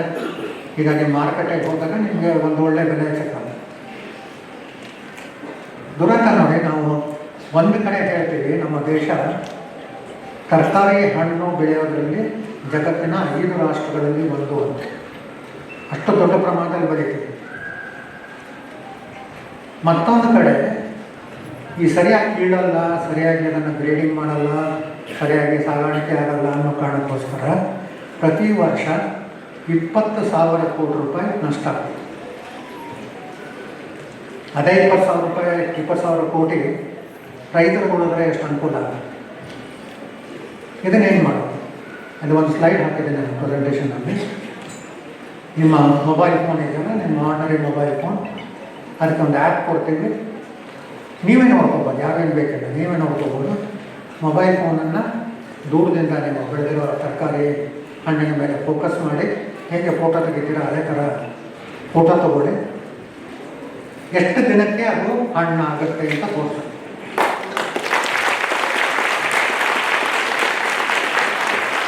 ಎಷ್ಟು ದಿನ ತೂಕ ಇದೆ, ಎಷ್ಟು ದಿನಕ್ಕೆ ಹಣ್ಣಾಗುತ್ತೆ ಅಂತ. ಅಕಸ್ಮಾತ್ 3 ದಿನಕ್ಕೆ ಹಣ್ಣಾಗುತ್ತೆ ಅಂದರೆ ನಿಮ್ಮ ಮಾರುಕಟ್ಟೆ 3 ದಿನ ಟೈಮ್ ಬೇಕು ಅದನ್ನು ತಗೊಂಡು ಹೋಗಲಿಕ್ಕೆ ಅಂದರೆ ಆವಾಗ ಆ ಹಣ್ಣಿನ ಕಿತ್ತು ಗುತ್ತಿಗೆ ಕೊಟ್ಬಿಟ್ಟಿದ್ದೀವಿ, ಇರೈ ಮಾಡ ಕಿತ್ತುಬಿಡುವಂಥ ಆ ಲೆಕ್ಕಕ್ಕೆ ಹೋದರೆ ಮತ್ತೆ ನಿಮ್ಗೆ ಲಾಸ್. ಸೊ ಹುಡುಕ್ಬೇಕಾಗತ್ತೆ ನೀವು, ಯಾಕಂದ್ರೆ ನೀವು ಬೆಳೆದಿರೋದು, ನೀವು ಕಷ್ಟಪಟ್ಟು ಬೆಳೆದಿರೋದು. ಅವ್ನು ಕೀಳೋನ ಮುಂದೆ ನಿಂತ್ಕೊಂಡು ಯಾವುದು ಬೇಕು ಯಾವುದು ಬೇಡ ಕೀಳಿಸ್ಬೇಕಾಗತ್ತೆ. ಅಕಸ್ಮಾತ್ ಯಾವ್ದಾದ್ರು ಕೆಟ್ಟೋಗಿದ್ರೂ ಕೂಡ ಗೊತ್ತಾಗುತ್ತೆ. ಇದೇ ಥರ ನನಗೆ ಇಲ್ಲಿ ಸೃಷ್ಟಿ PU ಕಾಲೇಜ್ ಅಂತಿದೆ, ಅಲ್ಲಿ ಸುಮಾರು ವರ್ಷದ ಹಿಂದೆ ವಿದ್ಯಾರ್ಥಿಗಳ ಜೊತೆ ಮಾತಾಡಬೇಕಾದಾಗ ಬಿಜಾಪುರ ಕಡೆಯಿಂದ ಬಂದ ಒಂದು ವಿದ್ಯಾರ್ಥಿನಿ ಒಂದು ಒಳ್ಳೆಯ ಪ್ರಶ್ನೆ ಕೇಳಿದ್ರು. ನನಗೆ ಭಾಳ ಸಂತೋಷ ಆಗೋದು ಮಕ್ಕಳ ಜೊತೆ ಮಾತಾಡೋದು. ನೇರವಾಗಿ ಕೇಳ್ಬಿಡ್ತಾರೆ ಪ್ರಶ್ನೆ. ಆಕೆ ಎದ್ದು ನಿಂತ್ಕೊಂಡು ಕೇಳಿದ್ರು, ನಾವು ದಾಳಿಂಬೆ ಬೆಳಿತೀವಿ ನಮ್ಮ ಊರಲ್ಲಿ, ಅದಕ್ಕೆ ಕಾಯಿಲೆ ಬಂದರೆ ಯಾವ ಸೈಂಟಿಸ್ಟು ಬರಲ್ಲ, ನಿಮ್ಮ ಟೆಕ್ನಾಲಜಿ ಏನು ಮಾಡುತ್ತೆ? ಇದನ್ನೇ ಹೇಳಿದೆ, ನಿನ್ನ ಕ್ಯಾಮರಾದಲ್ಲಿ ಏನು ಕಾಯಿಲೆ ಬಂದಿದೆ ಅಂತ ನಿಮ್ಗೆ ಅನಿಸುತ್ತಲ್ಲ, ಕೀಳಬೇಡಿ, ಅದನ್ನೇನೋ ಕೀಳಕ್ಕೋಗ್ಬೇಡಿ, ಅದರ ಫೋಟೋ ತಗೊಳ್ಳಿ. ಭಾರತ ಸರ್ಕಾರನೇ ಅದಕ್ಕೊಂದು ಕಿಸಾನ್ ಕಾಲ್ ಸೆಂಟರ್ ಅಂತ ಮಾಡಿದೆ, ಅವ್ರು ಕಳಿಸಿ ಅವರು ಸೈಂಟಿಸ್ಟ್ ಕಳಿಸ್ತಾರೆ, ಅವರು ನಿಮಗೆ ನೇರವಾಗಿ ಏನು ಮಾಡಬೇಕು ಅಂತ ಹೇಳ್ತಾರೆ. ಯಾರೋ ಬರಲಿಲ್ಲ ಅಂದರೆ ಪರವಾಗಿಲ್ಲ, ಅದು ನಾವು ಬೆಳೆದಿದ್ದೀವಲ್ಲ, ಟೆಕ್ನಾಲಜಿನ ಅನುಕೂಲನೇ ಮಾಡ್ಬೋದು. ನೆಕ್ಸ್ಟು ಕುರಿ ಸಾಕಿರ್ತೀವಿ, ಹಸು ಸಾಕಿರ್ತೀವಿ, ಅಥವಾ ಏನೋ ಒಂದು ಜೊತೆಯಲ್ಲಿ ಕೋಳಿನೋ ಏನೋ ಸಾಕೊಂಡಿರ್ತೀವಿ. ಇದ್ದಕ್ಕಿದ್ದಾಗೆ ಹೇಳ್ತಾರೆ ಏನೋ ಕಾಯಿಲೆ ಬಂದ್ಬಿಟ್ಟಿದೆ, ಸಾವಿರಾರು ಕೋಳಿಗಳನ್ನು ನೀವು ಹತ್ಯೆ ಮಾಡಬೇಕಾಗುತ್ತೆ, ಯಾಕಂದರೆ ಅದು ಬೇಗ ಆಗುತ್ತೆ. ಅಥವಾ ಹಸುಗೇನೋ ಕಾಯಿಲೆ ಬಂದಿದೆ ಅಂತಾರೆ, ಕುರಿಗೇನೋ ಬಂದಿದೆ ಅಂತಾರೆ. ಈ ಕಾಯಿಲೆ ಬರೋದು ಗೊತ್ತಾಗಲ್ಲ, ಗೊತ್ತಾಗುತ್ತೆ. ಪ್ರೆಡಿಕ್ಟಿವ್ ಆಲ್ಗಾರಿದಮ್ ಅಂತ ಹೇಳ್ತೀವಿ. ನಮ್ಮ ಭಾರತದಲ್ಲಿ ಕನ್ನಡಿಗರೇ ಒಬ್ಬರು ಡಾಕ್ಟರ್ ನಟರಾಜ್ ಅಂತ ವೆಟರ್ನರಿ ಡಾಕ್ಟರು, ಅವರು ಅದನ್ನು ಡೆವಲಪ್ ಮಾಡಿದ್ದಾರೆ. ಮತ್ತು ಕರ್ನಾಟಕ ರಾಜ್ಯದಲ್ಲಿ ಪ್ರೂವ್ ಮಾಡಿ ತೋರಿಸಿದ್ದಾರೆ. 3 ತಿಂಗಳ ಮುಂಚಿತವಾಗಿ ಆ ಒಂದು ಪ್ರಾಣಿಗೆ ಅಥವಾ ಪಕ್ಷಿಗೆ ಕಾಯಿಲೆ ಬರೋ ಸಾಧ್ಯತೆ ಇದ್ದರೆ 3 ತಿಂಗಳ ಮುಂಚಿತವಾಗಿ ಗೊತ್ತಾಗುತ್ತೆ. ಮುನ್ನೆಚ್ಚರಿಕೆ ಕೊಡ್ತಾರೆ, ನೋಡಪ್ಪ ಇದೆಲ್ಲ ಬರುತ್ತೆ, ಇದು ಬರದೇ ಇರೋ ಹಾಗೆ ಇದೆಲ್ಲ ಮಾಡಿ ಅಂತ. ಕೆಲವರು ರೈತರು ಕೇಳ್ತಾರೆ, ಕೆಲವರು ಕೇಳಲ್ಲ. ಕೇಳದೇ ಅವ್ರಿಗೆ ಏನೂ ಮಾಡೋಕ್ಕಾಗಲ್ಲ, ಮತ್ತು ಅವ್ರಿಗೆ ತರಬೇತಿ ಕೊಡಬೇಕಾಗುತ್ತೆ. ಬಟ್ ಜಾಸ್ತಿ ಜನ ಅಳವಡಿಸ್ಕೊಡ್ತಾರೆ. ಈ ರೀತಿಯಾಗಿ ಅನೇಕ ಕಡೆ ಬಳಸ್ತಾ ಇದ್ದಾರೆ ಕೃಷಿನಲ್ಲಿ. ಇದೇ ರೀತಿ ವ್ಯಾಪಾರ ಅಂತ ನಾವು ಕೇಳಿದ್ವಿ. ವ್ಯಾಪಾರ ಎಷ್ಟೋ ಜನ ಆನ್ಲೈನಲ್ಲಿ ಮಾಡ್ಕೊತೀವಿ, ವೆಬ್ಸೈಟಲ್ಲಿ ಮಾಡ್ಕೊತೀವಿ, ವಾಟ್ಸಪ್ಪಲ್ಲಿ ಮಾಡ್ಕೊತೀವಿ ಅಂತೆಲ್ಲ ಮಾಡ್ಕೊತಾರೆ. ಅಲ್ಲಿ ಮಾಹಿತಿ ನೀವೇನು ಹಾಕ್ಕೊಳ್ತೀರಲ್ಲ ಸುರಕ್ಷಿತವಾಗಿದೆ. ಗ್ರೂಪ್ಗಳಿದ್ದಾವೆ. ನಾನು ಫೇಸ್ಬುಕ್ಕಲ್ಲಿ ಸುಮಾರು ಗ್ರೂಪ್ಗಳು ನೋಡಿದ್ದೀನಿ. ಆನ್ಲೈನ್ ಮಾರುಕಟ್ಟೆ ಇದೆಲ್ಲ ಉದ್ದೇಶ ತುಂಬ ಒಳ್ಳೆಯದು. ನಾನು ಮಾರಾಟ ಮಾಡಬೇಕಾದ್ರೆ, ಉದಾಹರಣೆಗೆ ನಾನು ಮಾರಾಟ ಮಾಡ್ತೀನಿ ಅಂದರೆ ನನ್ನ ಹೆಸರು ಹಾಕು, ಅಡ್ರೆಸ್ ಹಾಕು, ಫೋನ್ ನಂಬರ್ ಹಾಕು ಅಂತಾರೆ. ಇಡೀ ಜಗತ್ತು ಗೊತ್ತಾಯ್ತಲ್ಲ, ಅದನ್ಯಾರು ದುರುಪಯೋಗ ಮಾಡಿಕೊಂಡ್ರೆ ಯಾರು ಜವಾಬ್ದಾರಿ? ಆ ಕೆಲಸವನ್ನು ನಿಮ್ಮ ಮೆಂಬರ್ಗಳ ಡೀಟೇಲನ್ನು ದಯವಿಟ್ಟು ಹಾಕಬೇಡಿ. ಪ್ರಾಡಕ್ಟ್ ನೀವು ಮಾಡ್ತಾ ಇರೋದು ಮೆಂಬರ್ ಅಲ್ಲ. ಅವ್ರು ಅಂಗಡಿ ಇಟ್ಕೊಂಡಿದ್ದಾರೋ, ಮನೇನು ಮಾಡ್ತಿದ್ದಾರೋ ಸಂಬಂಧ ಇದೆ. ಪ್ರಾಡಕ್ಟನ್ನು ಮಾರಬೇಕಾ, ಪ್ರಾಡಕ್ಟಿನ ಡೀಟೇಲ್ ಹಾಕಿ. ಒಂದು ಕಾಮನ್ ಫೋನ್ ನಂಬರ್ ಇಟ್ಕೊಳ್ಳಿ. ಇಡೀ ಗ್ರೂಪ್ಗೆ ಒಬ್ಬ ಜವಾಬ್ದಾರಿ ತೊಗೋಬೇಕಾದ್ರೆ ನಮಗೂ ಸಂಬಂಧ ಇಲ್ಲ, ಅವ್ರು ಕೊಡೋರು ಇವ್ರು ಇಸ್ಕೊಳ್ಳೋರು ಅಂತಂದರೆ ಮಿಸ್ಯೂಸ್ ಆದರೆ ಕಾನೂನು ಪ್ರಕಾರ ಗ್ರೂಪ್ ಅಡ್ಮಿನಿಸ್ಟ್ರೇಷನ್ ಕೂಡ ಜವಾಬ್ದಾರಿ. ಎಲ್ಲ ಮಿಸ್ಯೂಸ್ ಆಗಲಿ, ಆಧಾರ ಮಿಸ್ಯೂಸ್ ಆಗಲಿ, ಹೆಸರು ಮಿಸ್ಯೂಸ್ ಆಗಲಿ, ಫೋನ್ ನಂಬರ್ ಮಿಸ್ಯೂಸ್ ಆಗಲಿ, ನೀವು ಕೂಡ ಜವಾಬ್ದಾರಿ. ಅದರಿಂದ ಪ್ರತಿಯೊಬ್ಬರಿಗೂ ನೀವು ಹಾಕ್ಕೊಳ್ಳಿ, ಫೋಟೋ ಹಾಕ್ಕೊಳ್ಳಿ ಅಂತೆಲ್ಲ ಒತ್ತಾಯ ಮಾಡಬೇಡಿ. ನೀವೇನು ಮಾರಾಟ ಮಾಡಬೇಕು ಅಂತಿದ್ರೆ ಅದ್ರ ಬಗ್ಗೆ ಹಾಕ್ಕೊಳ್ಳಿ. ರೇಟ್ ಹಾಕ್ಬೋದು, ಯಾವ ಊರು ಅಂತ ಹಾಕ್ಬೋದು. ಅದರ ಅಡ್ಮಿನ್ ಅಂತ ಯಾರು ಇರ್ತಾರಲ್ಲ ಅವರು ಬೇರೆ ಜನ ತಗೋಬೇಕು. ನಾನು ಬ್ಲಡ್ ಗ್ರೂಪ್ ನಾನು ನಡೆಸ್ತೇನೆ. ಫೇಸ್ಬುಕ್ಕಲ್ಲಿ ಆನ್ಲೈನ್ ಬ್ಲಡ್ ಗ್ರೂಪ್ ಇದೆ. 11 ವರ್ಷದಿಂದ ನಡೆಸ್ತಾ ಇದೆ ವಾಲಂಟ್ರಿ ಬ್ಲಡ್ ಗ್ರೂಪ್. ಶುರು ಮಾಡಿದಾಗ ನಾನು ಒಬ್ಬನೇ ಮೆಂಬರ್ ಇದ್ದಿದ್ದು, ಎಲ್ಲರೂ ತಮಾಷೆ ಮಾಡಿದ್ರು. ಒಬ್ಬನೇ ಎತ್ಕೊಂಡು ಯಾರು ಬರ್ತಾರಲ್ಲೋ, ಆನ್ಲೈನ್ಗೆ ಯಾರು ಬರ್ತಾರೆ, ರೋಟ್ರಿ ಅವರಿದ್ದಾರೆ, ಅವರಿದ್ದಾರೆ, ಇವರಿದ್ದಾರೆ, ಅವ್ರ ಕೆಲಸ ಅವ್ರು ಮಾಡಲಿ. ಯಾವುದೇ ಒಂದು ಪ್ರಚಾರ ಇಲ್ಲದೆ, ಒಂದು ಪೇಪರಲ್ಲಿ ಒಂದು ಲೈನ್ ಬರ್ಸಕ್ಕೆ ಹೋಗಿಲ್ಲ, ಒಂದು ಜಾಹೀರಾತು ತಗೊಂಡಿಲ್ಲ. ಇವತ್ತು ಆ ಗ್ರೂಪ್ನಲ್ಲಿ 8 ಲಕ್ಷ ಜನ ಬ್ಲಡ್ ಡೊನೇಟ್,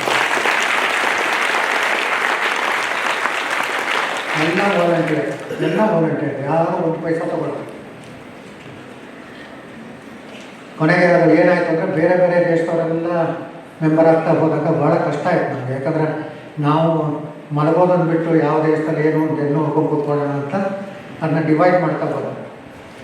ಪಾಕಿಸ್ತಾನದವ್ರಿಗೆ ನಿಮ್ಮದೇ ಗ್ರೂಪ್ ಮಾಡ್ಕೊಳ್ಳಿ, ಬಾಂಗ್ಲಾದೇಶವ್ರಿಗೆ ನಿಮ್ಮದೇ ಮಾಡ್ಕೊಳ್ಳಿ, ತೈವಾನ್ ಅವ್ರಿಗೆ ನಿಮ್ಮದೇ ಮಾಡ್ಕೊಳ್ಳಿ, ಚೈನಾದವ್ರಿಗೆ ನಿಮ್ಮದೇ ಮಾಡ್ಕೊಳ್ಳಿ, ಸಪ್ರೇಟ್ ಮಾಡ್ತಾ ಹೋದ್ವಿ. ಹೀಗಾಗಿ ಅವರ ದೇಶದ ಗ್ರೂಪನ್ನು ಅಲ್ಲೇ ಅವರೇ ಪೋಸ್ಟ್ ಮಾಡಿಕೊಡ್ತಾರೆ. ಸೂಪರ್ವೈಸಿಂಗ್ ನಮ್ಮದು. ಮತ್ತು ಭಾರತದಲ್ಲಿ ಅತ್ಯಂತ ಸಕ್ರಿಯವಾಗಿರೋ ವಾಲಂಟ್ರಿ ಬ್ಲಡ್ ಡೋನರ್ ಗ್ರೂಪ್ ನಮ್ಮದು. ಒಂದೇ ಕಂಡೀಷನ್ ನಾವು ಹಾಕೋದು, ಹೆಣ್ಮಕ್ಳಿಗೆ ಬ್ಲಡ್ ಬೇಕು ಅಂತಂದರೆ ಹೆಸರು ಹಾಕಬೇಡಿ, ಫೋನ್ ನಂಬರ್ ಹಾಕಬೇಡಿ, ಹಾಸ್ಪಿಟಲ್ ಡೀಟೇಲ್ಸ್ ಹಾಕಿ, ಪೇಷಂಟ್ ನಂಬರ್ ಹಾಕಿ,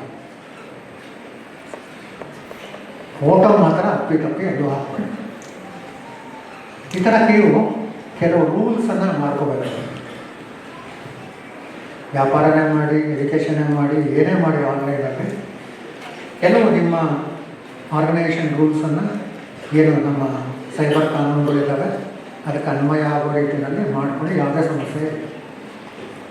ಯಾರೋ ಮಾಡಿಬಿಟ್ಟಿದ್ದಾರೆ, ನಡೀತಾ ಇದೆ, ಅವ್ರಿಗೆ ಸಮಸ್ಯೆ ಆಗಿಲ್ಲ, ನಾನು ಅದನ್ನು ಕಾಪಿ ಮಾಡ್ತೀನಿ, ನಾಳೆ ಸಮಸ್ಯೆ ಆಗ ಕಾಪಿ ಯಾಕೆ? ನಮ್ಮದನ್ನೇ ನಾವು ಬೆಳೆಸ್ಕೊಡ್ಬೇಕು. ನಿನ್ನೆ ನಮ್ಮ ನಳಂದ ಟ್ರಸ್ಟ್ ಸ್ನೇಹಿತರು ಬಂದಿದ್ದರು. ಅವ್ರಿಗೂ ಅದೇ ಹೇಳಿ, ನಿಮ್ಮ ಕಾನ್ಸೆಪ್ಟ್ ತುಂಬ ಚೆನ್ನಾಗಿದೆ, ಒಂದು ಆ್ಯಪನ್ನು ಏನೋ ಮಾಡಿಕೊಡಿ, ಸ್ಥಳೀಯವಾಗಿ ಯಾರನ್ನಾರು ಸಪೋರ್ಟ್ ತಗೊಳ್ಳಿ. ಜಾಸ್ತಿ ಜನ ಅಂತಲ್ಲ. ಟೆಕ್ನಾಲಜಿ ತುಂಬ ಖರ್ಚಾಗ್ಬಿಡುತ್ತೆ, ತುಂಬ ಕಷ್ಟ ಇದೆ ಅಂತದೇನಿಲ್ಲ. ಅಂದರೆ ಎಷ್ಟೋ ಜನ ಸೈಬರ್ ಕ್ರೈಮ್ಗೆ ನಾವು ಕಂಪ್ಲೇಂಟ್ ಕೊಡ್ತೀವಿ, ಪೊಲೀಸರು ಏನೂ ಮಾಡಲ್ಲ. ನೀವು ಪೊಲೀಸರು ಹೋಗಲೇಬೇಕು, ಪೊಲೀಸರು ಹೋಗಲೇಬೇಕು. ಮೊದಲೇ ಅರ್ಥ ಮಾಡ್ಕೊಳ್ಳಿ, ಕಾನೂನು ಏನು ಹೇಳುತ್ತೆ. ನೀವೊಬ್ಬ ಭಾರತೀಯರಾಗಿದ್ದರೆ ಭಾರತದಲ್ಲಿ ಮಾತ್ರ ಅಲ್ಲ, ನೀವು ವಿದೇಶದಲ್ಲಿ ಪ್ರವಾಸ ಮಾಡ್ತಾಯಿದ್ರು ಕೂಡ ನಿಮಗೆ ಸೈಬರ್ ಕ್ರೈಮ್ ಸಮಸ್ಯೆ ಆದರೆ ಎಲ್ಲಿಂದಾದರೂ ಕೂಡ ನೀವು 24 hours ಒಂದು ನಂಬರಿಗೆ ಫೋನ್ ಮಾಡಬಹುದು. 1930 24 hours. ಆ ಪೊಲೀಸ್ ಸ್ಟೇಷನ್ಗೆ ಹೋಗ್ಬೇಕಾ, ಈ ಊರಿಗೆ ಹೋಗ್ಬೇಕಾ, ಎಲ್ಲೂ ಇಲ್ಲ, ಎಲ್ಲಿ ಬೇಕಾದ್ರೂ ಪರವಾಗಿಲ್ಲ. ಈಗ ನಾನು ಧಾರವಾಡಕ್ಕೆ ಬಂದಿದ್ದೀನಿ, ಈಗ ನಂದೇನೋ ಸೈಬರ್ ಕ್ರೈಮ್ ಆಯಿತು, ಬೆಂಗಳೂರಿಗೆ ಹೋಗ್ಬೇಕಾ? ಇಲ್ಲ, 1930ಗೆ ಕಾಲ್ ಮಾಡಿ ಏನಾಯಿತು ಅಂತ ಹೇಳಿ ಅಲ್ಲೂ ಕನ್ನಡದಲ್ಲಿ ಮಾತಾಡೋದು. ಒಂದು ಕಾಲ್ ಮಾಡೋಕ್ಕಾಗಿಲ್ಲ, ನನಗೆ ತುಂಬ ಶಾಕ್ ಆಯಿತು, ನನ್ನ ಪರವಾಗಿ ಯಾರಾದರೂ ಕಂಪ್ಲೇಂಟ್ ಕೊಡ್ಬೋದಾ? ಸೈಬರ್ ಕ್ರೈಮ್ ರಿಪೋರ್ಟಿಂಗ್ ಪೋರ್ಟಲ್ ಅಂತಿದೆ, ಅದು ಭಾರತ ಸರ್ಕಾರದ ಹೋಮ್ ಮಿನಿಸ್ಟ್ರಿ ಕೆಳಗಡೆ ಬರುತ್ತೆ, national cyber crime reporting portal. ಅಲ್ಲಿ ತುಂಬ ಸಿಂಪಲ್, ನೀವು ಹೋಗಿ ರಿಜಿಸ್ಟರ್ ಮಾಡ್ಕೋಬೇಕಾಗುತ್ತೆ. ನಿಮ್ಮ ಆಧಾರ್ ಕಾರ್ಡ್ ನಂಬರ್ ಹಾಕಿ ರಿಜಿಸ್ಟರ್ ಆಗಿ ಕಂಪ್ಲೇಂಟ್ ಕೊಡ್ಬೋದು. ಎರಡು ಕಡೆ ನೀವು ಮಾಡ್ಬೋದು. ಇಲ್ಲ ನೀವು ಹತ್ತಿರದಲ್ಲೇ ಸೈಬರ್ ಪೊಲೀಸ್ ಸ್ಟೇಷನ್ ಇದೆ ಅಂದರೆ ಅಲ್ಲಿ ಹೋಗು ಕಂಪ್ಲೇಂಟ್ ಕೊಡ್ಬೋದು. ಅದೇನು ಬೆಂಗಳೂರಿನವ್ರು ಬಂದು ಧಾರವಾಡದಲ್ಲಿ ಕೊಟ್ಟರೆ ತೊಗೊಳ್ಳಲ್ಲ ಅಂತಿಲ್ಲ, ಅವರು ತೊಗೊಳ್ಳೇಬೇಕು. ಏನಾಗುತ್ತೆ ಕಂಪ್ಲೇಂಟ್ ಕೊಟ್ಟ ಮೇಲೆ? ಈಗ ನಿನ್ನೆ ಉದಾಹರಣೆಗೆ ತೊಗೊಳ್ಳೋಣ, ಅವ್ರು ಯಾರೋ ಫೋನ್ ಮಾಡಿದರು, ನನ್ನ ಅಕೌಂಟಿಂದ 5,000 ರೂಪಾಯಿ ಹೋಗಿರೋ SMS ಬಂದಿದೆ. ಯಾವಾಗ ಬಂತು? 3 ದಿವಸ ಆಯಿತು. 3 ದಿವಸ ಏನು ಮಾಡಿದ್ರಿ? ಇಲ್ಲ ಯಾರೋ ಹೇಳಿದ್ರು, ಇದನ್ನು ಮಾಡಿ ನೋಡಿ, ಅದನ್ನು ಮಾಡಿ ನೋಡಿ, ಅವ್ರನ್ನ ಕೇಳಿ ನೋಡಿ. ದಯವಿಟ್ಟು ಅವ್ರನ್ನ ಇವ್ರನ್ನ ನನ್ನನ್ನೂ ಕೂಡ ಏನೂ ಕೇಳಬೇಡಿ, ಫಸ್ಟ್ ಕಂಪ್ಲೇಂಟ್ ಕೊಡಿ. ಫೈನಾನ್ಷಿಯಲ್ ಕ್ರೈಮ್ ಆದರೆ ಫಸ್ಟ್ ಕಂಪ್ಲೇಂಟ್ ವಿತಿನ್ 1 hour. ನಿಮಗಾಗಲಿಲ್ವಾ, ಯಾರೇ ಆಗಲಿ ಕೊಡಿ. ಸೆಕೆಂಡ್, ಲೇಡೀಸ್ ಅಕಸ್ಮಾತ್ ಹಣ ಕಳ್ಕೊಂಡ್ರೆ, ಯಾರಾದ್ರು ತಿರುಗಬೇಕಾಗ್ರೆ ಈ ಬಾಯಿ ಬಂದಂಗೆಲ್ಲ ಟ್ರಾಲ್ ಎಲ್ಲ ಮಾಡ್ತಾರೆ, ಫೇಕ್ ಅಕೌಂಟ್ ಕ್ರಿಯೇಟ್ ಮಾಡ್ತಾರೆ, ಫೇಕ್ ಪಿಕ್ಚರ್ಗಳು ವೀಡಿಯೋಗಳೆಲ್ಲ ಹಾಕಿ ಬ್ಲ್ಯಾಕ್ ಮೇಲ್ ಮಾಡ್ತಾರೆ. ಲೇಡೀಸ್ ಸಂಬಂಧಪಟ್ಟ ಯಾವುದೇ ಕಂಪ್ಲೇಂಟ್ ಆದರೂ ಕೂಡ ಹೈಯೆಸ್ಟ್ ಪ್ರಯಾರಿಟಿ ಕೊಡ್ತಾರೆ. ಹೆದರ್ಕಡೆ ಅವ್ರ ಪರವಾಗಿ, ಅವ್ರಿಗಾಗಲ್ಲ ಅಂದರೆ ಅವ್ರ ಪರವಾಗಿ ನೀವು ಕೊಡ್ಬೋದು. ಆದ ತಕ್ಷಣ ಕೊಡಿ, ಯಾರನ್ನೂ ಏನೂ ಕೇಳೋದು ಬೇಕಾದ್ರೆ. ಕೊಟ್ಟ ಮೇಲೆ ಏನಾಗುತ್ತೆ, ಅಕಸ್ಮಾತ್ ನೀವು ಅಲ್ಲಿ ವೆಬ್ಸೈಟಲ್ಲಿ ಹೋಗಿ ನೀವು ಕಂಪ್ಲೇಂಟ್ ಕೊಟ್ಟರೆ, ಫೋನ್ ನಂಬರ್ಗೆ ಕಂಪ್ಲೇಂಟ್ ಕೊಟ್ಟರೆ ನಿಮಗೆ 24 hours SMS ಬರುತ್ತೆ. ಆ SMS ಅಲ್ಲಿ ನಿಮ್ಮ ಕಂಪ್ಲೇಂಟ್ ಯಾವ ಪೊಲೀಸ್ ಸ್ಟೇಷನ್ನು, ಯಾವ ಪೊಲೀಸ್ ಇನ್ಸ್ಪೆಕ್ಟ್ರು, ಅವ್ರ ಫೋನ್ ನಂಬರ್ ಏನು, ಯಾರು ಇನ್ವೆಸ್ಟಿಗೇಟ್ ಮಾಡ್ತಿದ್ದಾರೆ ಅಂತ ನಿಮ್ಗೆ ಒಂದು SMS ಬರುತ್ತೆ. ಆ ವ್ಯಕ್ತಿ ಅಂದರೆ ಅಕಸ್ಮಾತ್ ಆ ಪೊಲೀಸ್ ಇನ್ಸ್ಪೆಕ್ಟರ್ ನಿಮ್ಗೇನಾದ್ರು ಡೀಟೇಲ್ಸ್ ಬೇಕಂದರೆ ಅವರು ಮಾತ್ರ ನಿಮಗೆ ಫೋನ್ ಮಾಡಬೇಕು. ಯಾರೋ ಫೋನ್ ಮಾಡಿ ನಾನು ಕನ್ಸಲ್ಟೆಂಟು, ನನ್ನ ಪೊಲೀಸರು ಗೊತ್ತಿದ್ದಾರೆ, ಬಂದ್ಬಿಡಿ ಕರ್ಕೊಂಡೋಗಿ ದುಡ್ಡು ಕೊಡಿಸ್ತೀನಿ, ದಯವಿಟ್ಟು ಈ ಟ್ರ್ಯಾಪ್ ಹೋಗ್ಬೇಡಿ. ಯಾವ ಲಾಯರ್ ಆಗಲಿ ಯಾರೇ ಆಗಲಿ ದುಡ್ಡು ಕಳ್ಕೊಂಡಿದ್ರೆ, ಅಕಸ್ಮಾತ್ ನಾನೇ ಕಳ್ಕೊಂಡೆ ತಿಳ್ಕೊಳ್ಳಿ, ದುಡ್ಡು ವಾಪಸ್ ತೊಗೊಳ್ಳೋದು ಹೇಗೆ ಪ್ರೊಸೀಜರ್ ಇದೆ. ಪೊಲೀಸರು ದುಡ್ಡು ಕೊಡೋಕ್ಕೆ ಬರೋಲ್ಲ. ಅವ್ರು ಯಾವ ಅಕೌಂಟಿಗೆ ಹೋಗಿದ್ದಾರೆ ಅಂತ ಹುಡುಕ್ತಾರೆ, ಆ ಅಕೌಂಟನ್ನು ಬ್ಯಾಂಕ್ನವ್ರ ಕಡೆ ಫ್ರೀಸ್ ಮಾಡ್ತಾರೆ. ಆಮೇಲೆ ಕೋರ್ಟಿಗೆ ಹೋಗಿ ಅವರು ಫೈಲನ್ನ ಸಬ್ಮಿಟ್ ಮಾಡ್ತಾರೆ. ಇಂಥ ಕೇಸಲ್ಲಿ ಇಂಥ ಕಡೆ ದುಡ್ಡು ಹೋಗಿತ್ತು, ಇಂಥ ಅಕೌಂಟ್ ಬ್ಲಾಕ್ ಮಾಡಿಸಿದ್ದೀವಿ, ಇವರು ದುಡ್ಡು ಅಂತ. ಅವಾಗ ನೀವು ಬ್ಯಾಂಕ್ ಕೋರ್ಟಿಗೆ ಹೋಗ್ಬೇಕಾಗುತ್ತೆ. ನೀವೇ ಅದು ಅಂತ ತೋರಿಸ್ಲಿಕ್ಕೆ ಕೋರ್ಟಿಗೆ ಹೋಗಬೇಕು. ಕೋರ್ಟ್ ಆರ್ಡರ್ ಬರುತ್ತೆ. ಕೋರ್ಟ್ ಆರ್ಡರ್ನಲ್ಲಿ ನಿಮಗೆ ನಿಮ್ಮ ದುಡ್ಡನ್ನು ನಿಮಗೆ ಕೊಡಿ ಅಂತ ಕೋರ್ಟ್ ಮುಖಾಂತರ ನಿಮ್ಗೆ ದುಡ್ಡು ಬರುತ್ತೆ. 5,000 ಆದರೂ ಅಷ್ಟೇ, 500 ಆದರೂ ಅಷ್ಟೇ, 50 ಕೋಟಿ ಆದರೂ ಅಷ್ಟೇ, ಕೋರ್ಟ್ ಮುಖಾಂತರನೇ ಬರುತ್ತೆ. ಮಧ್ಯದಲ್ಲಿ ಯಾರೋ ನನಗೆ ಅವ್ರು ಗೊತ್ತು ಇವ್ರು ಗೊತ್ತು ಕೊಡಿಸ್ಬಿಡ್ತೀವಿ, ನಾಳೆ ಕೊಡಿಸ್ತೀವಿ, ಸಾಧ್ಯನೇ. ನಾವು ಯಾರೇ ಎಷ್ಟೇ ದೊಡ್ಡವರಾದರೂ ಕೂಡ ಕೋರ್ಟ್ಗಿಂತ ದೊಡ್ಡವರು ಇಲ್ಲ. ಕಾನೂನು ಇದೆ, ಸಂವಿಧಾನ ಇದೆ. ಯಾರೇ ಆಗಲಿ ಎಷ್ಟೇ ಪ್ರಭಾವಿ ಆದರೂ ಕೂಡ ನಾವು ಫಾಲೋ ಮಾಡಬೇಕು. ಕಂಪ್ಲೇಂಟ್ ಅಂದರೆ ಇದೆ. ಬಟ್ ಎಷ್ಟೋ ಕಡೆ ಏನಾಗುತ್ತೆ, ಕಂಪ್ಲೇಂಟ್ ಕೊಡಿ ಅಂದ ತಕ್ಷಣ ಜನ ಹಿಂದಿಕ್ಸೋದು ಬರ್ತಾರೆ. ಅಯ್ಯ ಹೋಗಲಿ ಬಿಡಿ, ಯಾಕ್ರೆ ಹೋಗಲಿ ಬಿಡಿ, ನಿಮಗೆ 5,000 ದೊಡ್ಡದಲ್ಲೇ ಇರ್ಬೋದು. ಆದರೆ ಆ ಕಳ್ಳನಿಗೆ ನೀವು ಪ್ರೋತ್ಸಾಹ ಕೊಡ್ತಾ ಇದ್ದೀರಿ. ಅವನು ಇನ್ನೊಂದು ಕಳ್ಳತನ ಮಾಡ್ತಾನೆ. ಕಳ್ಳನ ಹುಡುಕೋಕ್ಕಾಗಲ್ವ? ಹುಡುಕ್ತೀವಿ. ನೀವೆಲ್ಲ ಒಂದು ಭಾಗ ಕೇಳ್ತೀರಿ ಮೆಸೇಜ್ ಇದರಲ್ಲಿ ನ್ಯೂಸಲ್ಲಿ, ಟ್ರಂಪ್ ಇಂಡಿಯಾನ್ ಬೈದರು, ಇನ್ಯಾರೋ ಇಂಡಿಯನ್ ಬೈದರು, ಇಂಡಿಯಾ ಅಮೇರಿಕಾ ಜಗಳ ಕಾಯ್ದಿದೆ ಅಂತ ಏನೇನೋ ಬರ್ತಾ ಇರೋದು. ಇದೇ ಟ್ರಂಪ್ ಅವರ ದೇಶದಲ್ಲಿ ನಾನು ಇಂಟರ್ಪೋಲ್ FBI ಜೊತೆಲೆಲ್ಲ ಕೆಲಸ ಮಾಡ್ತೀನಿ. ಇತ್ತೀಚೆಗೆ ಒಬ್ಬ ಸೈಬರ್ ಅಪರಾಧಿನ ಬಂಧನ ಮಾಡಿದ್ರು ಅಮೇರಿಕಾದ. ಆತ ಎಷ್ಟು ಕೆಟ್ಟ ಕೆಲಸ ಮಾಡಿದ್ದಾರೆ ಅಂದರೆ, ಈ ಸೈಬರ್ ಅಪರಾಧದ ಮುಖಾಂತರ 10 ವರ್ಷದಲ್ಲಿ 5,000 ಮಕ್ಕಳ ಮೇಲೆ ಲೈಂಗಿಕ ದೌರ್ಜನ್ಯ ಮಾಡಿದ್ದಾರೆ. 5,000 ಅವರುಗಳ ವಿಡಿಯೋಗಳನ್ನು ತಗೊಂಡಿದ್ದಾನೆ, ವಿಡಿಯೋ ಮಾರಾಟ ಮಾಡಿದ್ದಾನೆ. ಈಗ ಅವನೇ ಅತ್ಯಂತ ಕಡೆಯ ಶಿಕ್ಷೆ ಆಯಿತು. ಇದೇ ರೀತಿ ಭಯೋತ್ಪಾದಕರು ಕೂಡ ನಮಗೆಲ್ಲ ದುಡ್ಡು ತೆಗೀತಾರಲ್ಲ, ದುಡ್ಡು ಎಲ್ಲೂ ಹೋಗಲ್ಲ, ವಾಪಸ್ ಡ್ರಗ್ಸ್. ಯಾರು ಮಾದಕ ವಸ್ತುಗಳ ವ್ಯಾಪಾರ ಮಾಡಿ ದುಡ್ಡು ಮಾಡ್ಕೊತಾರೆ ಅವ್ರಿಗೆ ಹೋಗುತ್ತೆ. ಅವ್ರು ಮಾರೋದು ಯಾರಿಗೆ? ನಮ್ಮ ಮಕ್ಕಳಿಗೆ.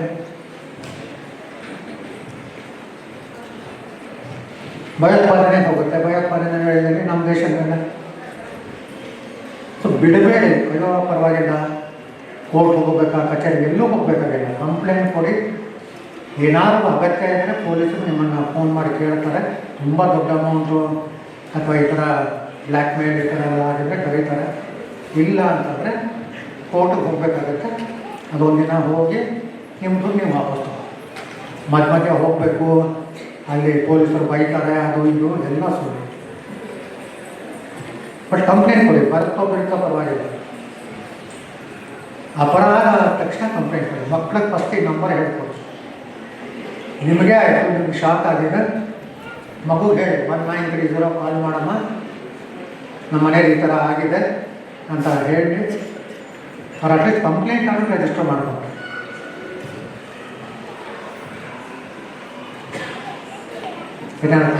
ಸರ್, ಈ ನಿಟ್ಟಿನಲ್ಲಿ ನಂದೊಂದು ಪ್ರಶ್ನೆ. ನಾವೆಲ್ಲ ಡಿಜಿಟಲ್ ಸೋಲ್ಜರ್ಸ್ ಆಗಿರೋದ್ರಿಂದ ಸೈಬರ್ ಸೆಕ್ಯೂರಿಟಿಯಲ್ಲಿ ಎಷ್ಟು ಥರ ಅಪರಾಧಗಳಿವೆ, ನಾವು ಯಾವುದನ್ನೆಲ್ಲ ಗಮನಿಸಬೇಕು, ಎಷ್ಟು ಗಮನಿಸಬೇಕು ಅನ್ನೋದು ನಮಗೆ ಮಾಹಿತಿ ಸಿಕ್ಕರೆ ತುಂಬ ಅನುಕೂಲ ಆಗುತ್ತೆ. ನೋಡಿ, 2 ರೀತಿ ನಿಮ್ಮ ಮೇಲೆ ದಾಳಿ ನಡೆಯುತ್ತೆ.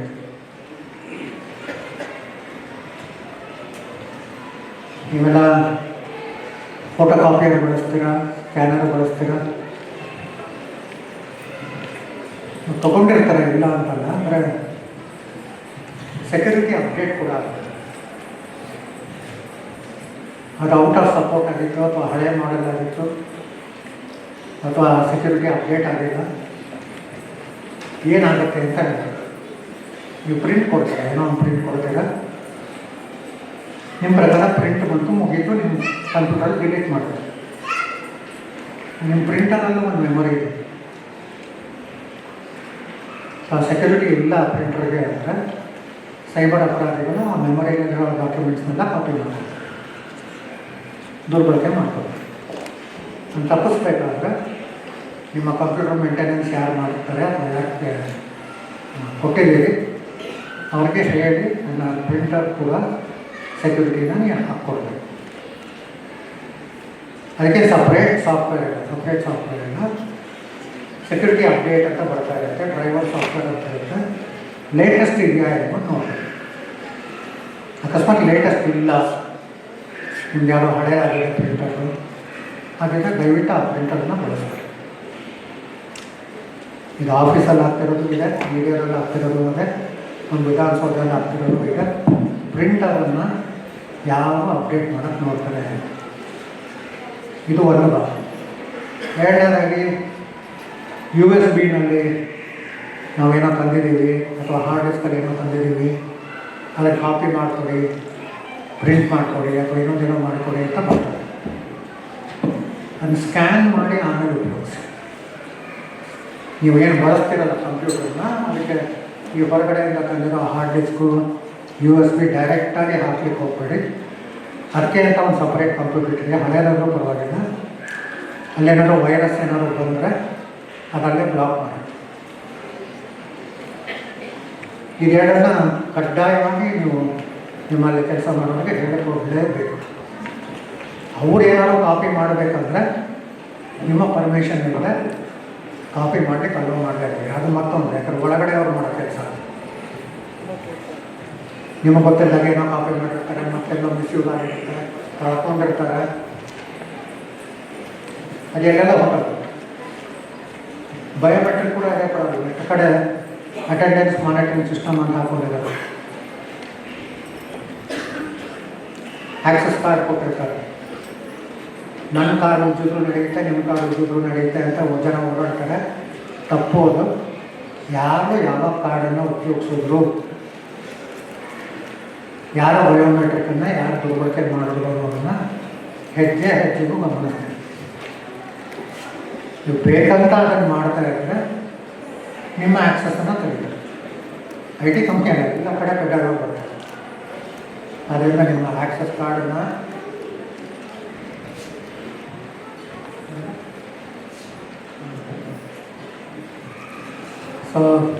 ಆ್ಯಕ್ಸಸ್ ಕಾರ್ಡನ್ನು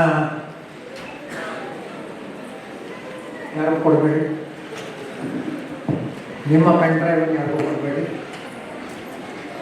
ಈ ಫ್ರೀಯಾಗಿ ಮೊಬೈಲ್ ಚಾರ್ಜ್ ಮಾಡ್ಬೋದು, ಒಂದೊಂದು ಚಾರ್ಜರ್ಗಳಿದ್ದಾವೆ, ದಯವಿಟ್ಟು ಅಲ್ಲಿ ಚಾರ್ಜ್ ಮಾಡಬೇಡಿ. ಫ್ರೀ ಇಂಟರ್ನೆಟ್ ಕೊಡ್ತೀವಿ ಅಂತ ಒಂದಿಷ್ಟು ಕಡೆ ಪಬ್ಲಿಕ್ ವೈಫೈ ಇದೆ, ಅಲ್ಲಿ ಕೂತ್ಕೊಂಡು ನಿಮ್ಮ ಬ್ಯಾಂಕ್ ಖಾತೆ, ಸೋಷಿಯಲ್ ಮೀಡಿಯಾ ಇದು ಯಾವುದೂ ಉಪಯೋಗಿಸ್ಬೇಡಿ. ಈ ಥರ ಕೆಲವು ಮುನ್ನೆಚ್ಚರಿಕೆ ನೀವು ತಗೊಂಡ್ರೆ ಅನೇಕ ಕಾಮನ್ ಅಪರಾಧಗಳನ್ನು ತಡೆಯಬಹುದು. ಮಹೇಶ್ ಅವರು ನೋಡ್ತಾರಂತೆ, ಹೀಗಾಗಿ ನಮ್ಮ ಸಂಬಂಧ ಆಮೇಲೆ ಕೂಡ ಮಾತಾಡೋಣ. ಬಟ್ ಮಹೇಶ್ ಅವ್ರನ್ನ ಕಳಿಸ್ಕೊಡ್ಬೇಕಾಗಿದೆ.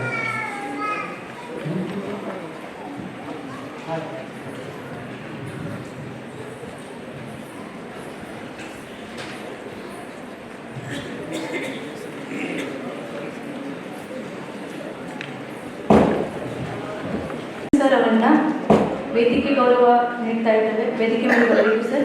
ಇವರ ಕಿರು ಪರಿಚಯವನ್ನು ಶ್ರೀಯುತ ಕಾಂತರಾಜ್ ಸರ್ ಅವರು ಮಾಡಿಕೊಡ್ತಾರೆ. ಜೋರಾದ ಚಪ್ಪಾಳೆ ಮೂಲಕ ಮಹೇಶನ್ನ ಬರಮಾಡಿಕೊಳ್ಳಬೇಕು.